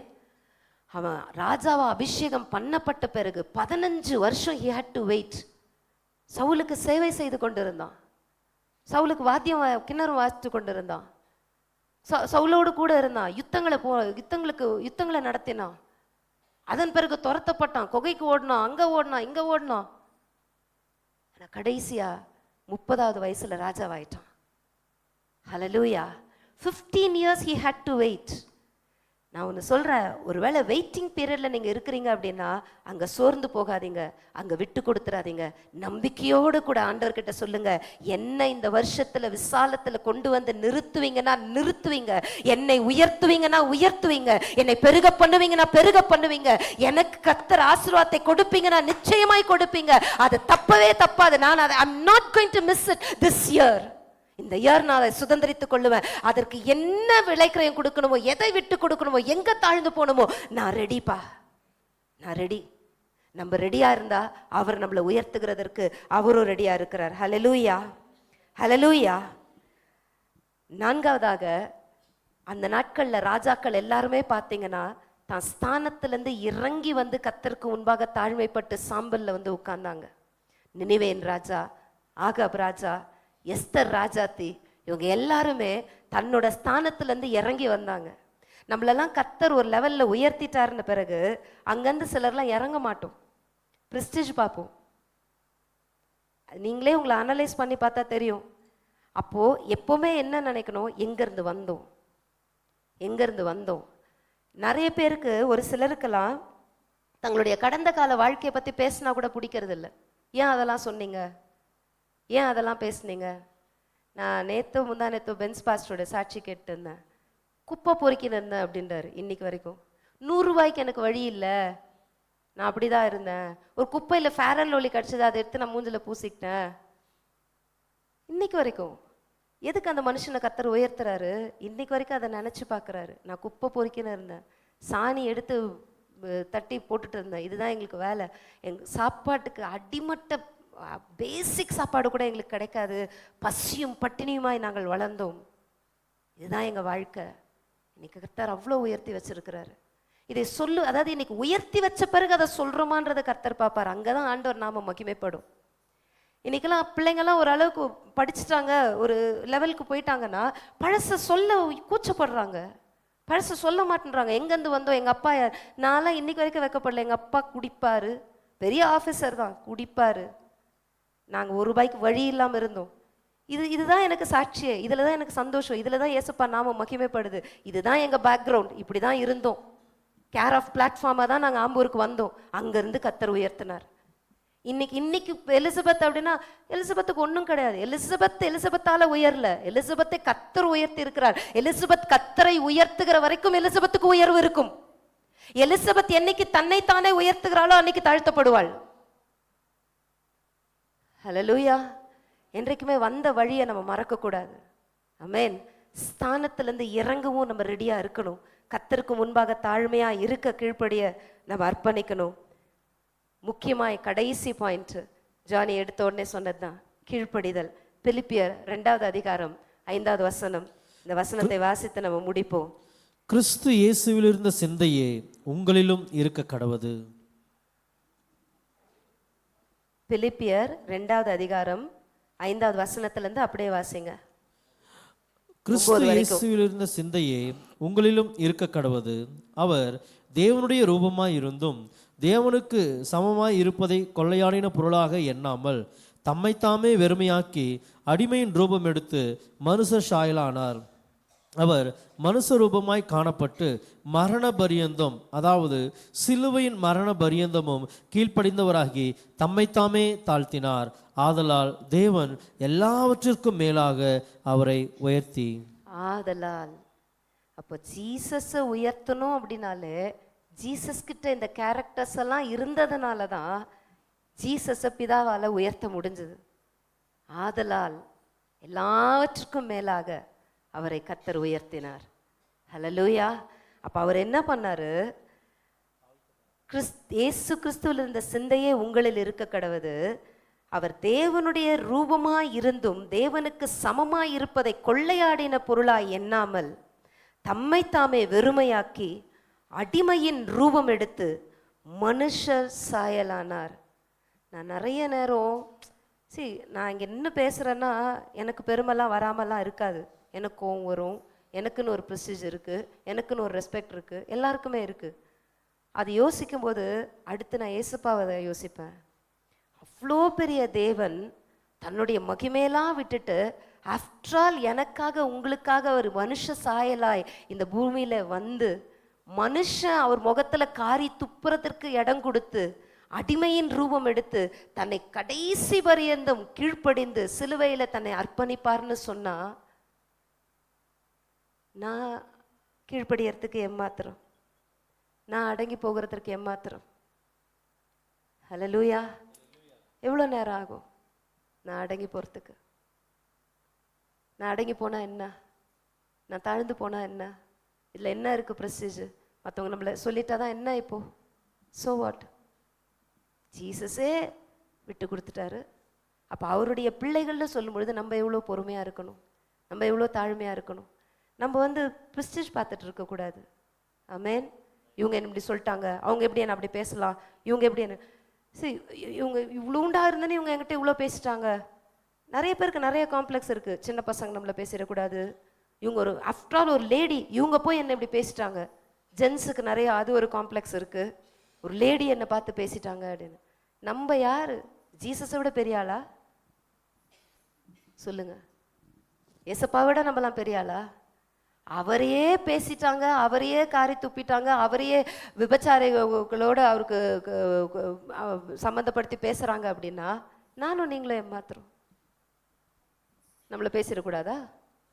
நம்மளை சொல்லிடக்கூடாதா? நம்மளை யாருமே எதுவுமே கேட்டுறக்கூடாதா? பிரச்சனை அங்கே தானே வருது. என்ன மறுபடியும் கேட்டாங்கன்னா நான் சும்மாவே இருக்க மாட்டேன் சிஸ்டர், நான் கடவுளுக்குன்னு பார்க்குறேன். இதெல்லாம் என்கிட்டயே சொல்லும்போது எனக்கு ரொம்ப துக்கமாகவும் இருக்கும். அவங்க முன்னாடி சிரிச்சிருவேன், ஆனால் பின்னாடி போய் அப்போது வளரலையாப்பா, விசுவாசிகள் கர்த்தருக்குள்ளே வளரலையா, அப்போது நான் சபை நடத்தி என்ன பிரயோஜனம், கேரக்டர் மாறலையா, மாறாமல் ஒரு சபையை நடத்தி என்ன பிரயோஜனம் அப்படின்னு நான் போய் மறுபடியும் நான் நிறைய நேரம் உங்களுக்கு தெரியாது, நீங்களாம் ஜாலியாக அப்படி என்கிட்ட பேசிட்டு போயிடுவீங்க, நான் போய் கண்ணீர் வடிப்பேன். கேரக்டர் மாறலைன்னா அப்போ சண்டே மெசேஜ் வேலை செய்யலையா, கிரியை செய்யலையா, அவங்களுக்குள்ள அது ஒர்க் அவுட் ஆகலையா? ஒரு சின்ன விஷயத்துக்கே விட்டு கொடுக்க முடியலன்னா நாளைக்கு எப்படி நீங்கள் அவங்கள ஆசீர்வதிக்க முடியும் இல்லையா? எல்லாரும் எழுந்து நிற்போம். கர்த்தருடைய சமூகத்தில் இன்னைக்கு சொல்லுங்க, நான் விட்டு கொடுக்கணும்ப்பா, நான் உங்கள் வார்த்தைக்கு நான் கீழ்ப்படியணும், நான் மன்னிக்கணும். ஏற்ற காலம் வருகிற வரைக்கும் நான் அடங்கி நடக்கணும். கொஞ்ச காலம் ஆண்டவர் அடங்கி நடக்க வைப்பார். ஒரு கடினமான மேலதிகாரி கீழே நம்மளை வைத்து நம்மளை சோதித்து பார்ப்பார். விட்டு கொடுக்குறோமா, அடங்கி போகிறோமா, இல்லை அதுலேருந்து எகிரி வெளியில வந்துடுறோமா? குடும்பங்களுக்குள்ள கர்த்தர் அதை செய்வார். ஒருவேளை ஒரு கோவக்காரனான ஒரு கணவருக்கு நீங்க மனைவியா இருக்கலாம், இல்லை உங்களுக்கு அடங்காத ஒரு மனைவி உங்களுக்கு கிடைத்திருக்கலாம். ஏன் கர்த்தர் இதெல்லாம் அனுமதிக்கிறார்? சோதித்து பார்க்கிறார், நம்மளை ஷேப் பண்றார், நம்மளை மோல்ட் பண்ணுகிறார். விட்டு கொடுக்குறோமா? எல்லாமே சரியா நடக்கும்போது நானும் நீங்களும் சரியா நடக்கிறது ஒரு பெரிய விஷயம் இல்லை. ஆனா என்கிட்ட முரட்டாட்டமா இருக்கிறாங்க, என்கிட்ட ரொம்ப திமிரா நடக்கிறாங்க, அங்க நான் விட்டு கொடுத்துட்டு போறேன் நான் தானே கர்த்தர் பார்ப்பார். அங்க மன்னிக்க முடியுதா? அங்க விட்டு கொடுக்க முடியுதா? அங்க அடங்கி போக முடியுதா? நம்மளை கர்த்தர் மிகவும் உயர்த்தும் போது அந்த ஸ்தானத்துல இருந்து இறங்கி வர முடியுதா? கீழ்ப்படிய முடியுதா? ஏசப்பா கீழ்ப்படிந்ததுனாலதான் எல்லாவற்றுக்கும் மேலாக கர்த்தர் அவரை உயர்த்தினார். இன்னைக்கு அப்பா இடத்துல சொல்லாமா, நானும் என்னை விட்டு கொடுக்கிறேன்பா. தாழ்மை உள்ளவரிடம் தங்கிடுதே கிருபை, வாழ்நாள் எல்லாம் அது போதுமே. அப்பா கிட்ட சொல்லாமா, எனக்கு அந்த தாழ்மையை மட்டும் தாங்கப்பா. அதற்காக தான் உடைத்து உருவாக்குகிறார், அதற்காக தான் வனாந்தர வழியாய் கர்த்தர் கொண்டு போகிறார், அதற்காக தான் சில உபத்திரவங்கள் வழியாய் கர்த்தர் கொண்டு போகிறார்.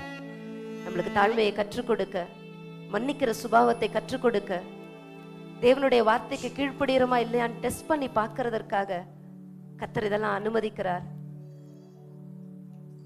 அவரை நோக்கி நம்ம பார்த்து சொல்லாமா,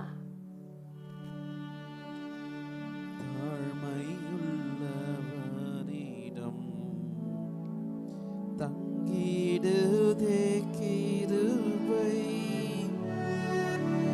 தாழ்மையுள்ளவரிடம்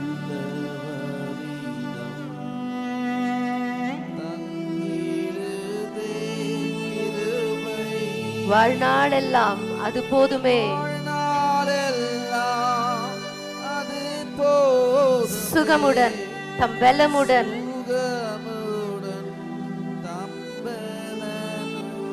கேட்கலாமா? என் வாழ்நாளெல்லாம் இந்த தாழ்மையுள்ள ஒரு சிந்தையை எனக்கு தாங்கப்பா.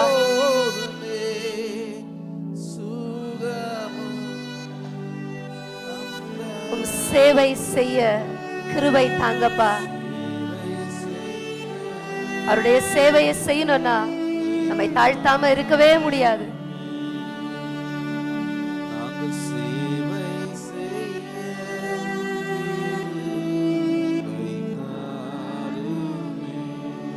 தம் கிருபை உம்மை போல என்னை மாற்றுமையா, உமக்காக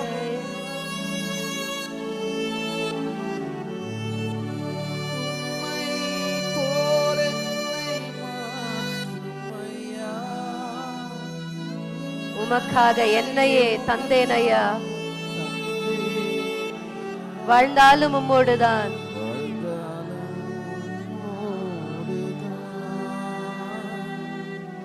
மரித்தாலும் உம்மோடுதான், நான் வாழ்ந்தாலும் இயேசுவுக்காய், மரித்தாலும் இயேசுவுக்காய். உம்மை போல எங்களை நீங்க மாற்றிடுங்கப்பா. நீங்களே வானத்தையும் பூமியும் படைத்த சர்வ வல்லமை உள்ள தேவன், உங்களை நீங்க தாழ்த்துவீங்கன்னு சொன்னா உம்மை பின்பற்றுகிறவர்கள் சீஷர்கள் என்று சொல்லுகிற நாங்கள் எவ்வளவு அதிகமாய் நாங்க எங்களை தாழ்த்தணும்ப்பா. எங்களுக்குள்ள அந்த தாழ்மையை நீங்க கற்றுக் கொடுங்க. இந்த உபத்திரவத்தின் பாதையில நீங்க நடத்தும் போது நாங்க தாழ்மையை கற்றுக்கொள்ளட்டும், விட்டு கொடுக்கட்டும். மன்னிக்கிற இருதயத்தை கர்த்தர் எங்களுக்கு தாங்கப்பா. எங்களுக்குள்ள எந்த மேற்றுமைகளும் வேண்டாம், எந்த பொறாமைகளும் வேண்டாம், எந்த பெருமைகளும் வேண்டாம். மேன்மைக்கு முன்னானது தாழ்மை என்று எங்களுக்கு வார்த்தை கொடுத்திருக்கிறீங்களே அப்பா. எங்களை மேன்மைப்படுத்தணும்னு சொன்னா நாங்க தாழ்மையை கற்றுக்கொள்ளணும். அழிவுக்கு முன்னானது அகந்தை என்ற வார்த்தையின்படி ஒருவேளை அகந்தையா மேட்டுமையா நாங்க நடந்துட்டு நாங்க அழிஞ்சு போயிடக்கூடாதுப்பா. கர்த்தர் எங்களுக்கு கொடுத்த ஆசீர்வாதத்தை நாங்க இழந்துடக்கூடாது. நாங்க அதை சுதந்திரித்துக் கொள்ளணும். இந்த காலத்துக்கு வந்திருக்கிற ஒவ்வொருவரையும் கர்த்தர் நீங்க ஆசீர்வதிங்க. ஒருவேளை எத்தனையோ வெட்கத்தின் மத்தியிலே, அவமானத்தின் மத்தியிலே, நிந்தைகளின் மத்தியிலே உடைய பிள்ளைகள் கண்ணீரோடு கூட இன்றைக்கு ஆலயத்துக்கு வந்திருக்கலாம். என்கிட்ட பணம் இல்லைன்னு தானப்பா எங்களை மதிக்கவே மாட்டேன்றாங்க, எங்களை இவ்வளோ உதாசீனப்படுத்தி பேசுறாங்க, எங்களை இவ்வளோ அலட்சியப்படுத்துறாங்க. அப்பா நீங்க எங்களை உயர்த்துங்கன்னு சொல்லி யாரெல்லாம் ஏக்கத்தோடு உம்மை நோக்கி பார்த்து கொண்டு இருக்கிறாங்களோ, ஆண்டவரே நாங்க தாழ்த்தப்பட்டு போயிட்டாலும் அப்பாவை நோக்கி நாங்க பார்க்கும் பொழுது நீர் எங்களை உயர்த்துகிற தேவனா இருக்கிறீர். இன்றைக்கு இங்க ஆலயத்துக்கு வந்திருக்கிற, இந்த லைவ்ல பார்க்கிற ஒவ்வொருவரையும் நீர் உயர்த்தி ஆசீர்வதிக்க போகிறதற்காய் நன்றி. எங்க இருதயங்களை உமக்கு நேராய் திருப்பிக் கொள்ளுங்க. மன்னிக்கிற ஒரு இருதயத்தையும், விட்டு கொடுக்கிற ஒரு இருதயத்தையும், எவ்வளோ பெரிய ஸ்தானத்துல எங்களை உயர்த்தி வைத்தாலும் அங்கிருந்தும் இறங்கி வந்து கர்த்தருடைய ராஜ்யத்துக்காக, கர்த்தருடைய ஊழியத்துக்காக எந்த லெவலுக்கும் நாங்க இறங்கி போய் மன்னிப்பு கேட்க நாங்க தயாரா இருக்கணும்பா. விட்டு கொடுக்க, தாழ்ந்து போக நாங்க தயாரா இருக்கணும். எங்களை அப்படி மாற்றுங்க. உடைய வார்த்தைகளுக்கு ஜாக்கிரதையாய் செவி கொடுத்து கர்த்தருக்கு பயந்து நடக்க, கீழ்ப்படிய நீர் எங்களுக்கு உதவி செய்யும். இந்த கரத்துல எங்களை தாழ்த்தி ஒப்பு கொடுக்கிறோம்.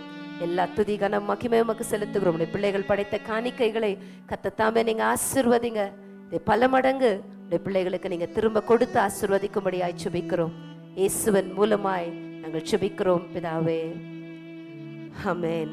நம்முடைய பிதாவாகிய தேவனுடைய அன்பும் குமாரனாகிய இயேசு கிறிஸ்துவின் கிருபையும் பரிசுத்த ஆவியானுடைய அந்யோன்ய ஐக்கியமும் நம் ஒவ்வொருவரோடும் இன்றும் என்றும் சதா காலங்களிலும் இருப்பதாக. ஆமென்.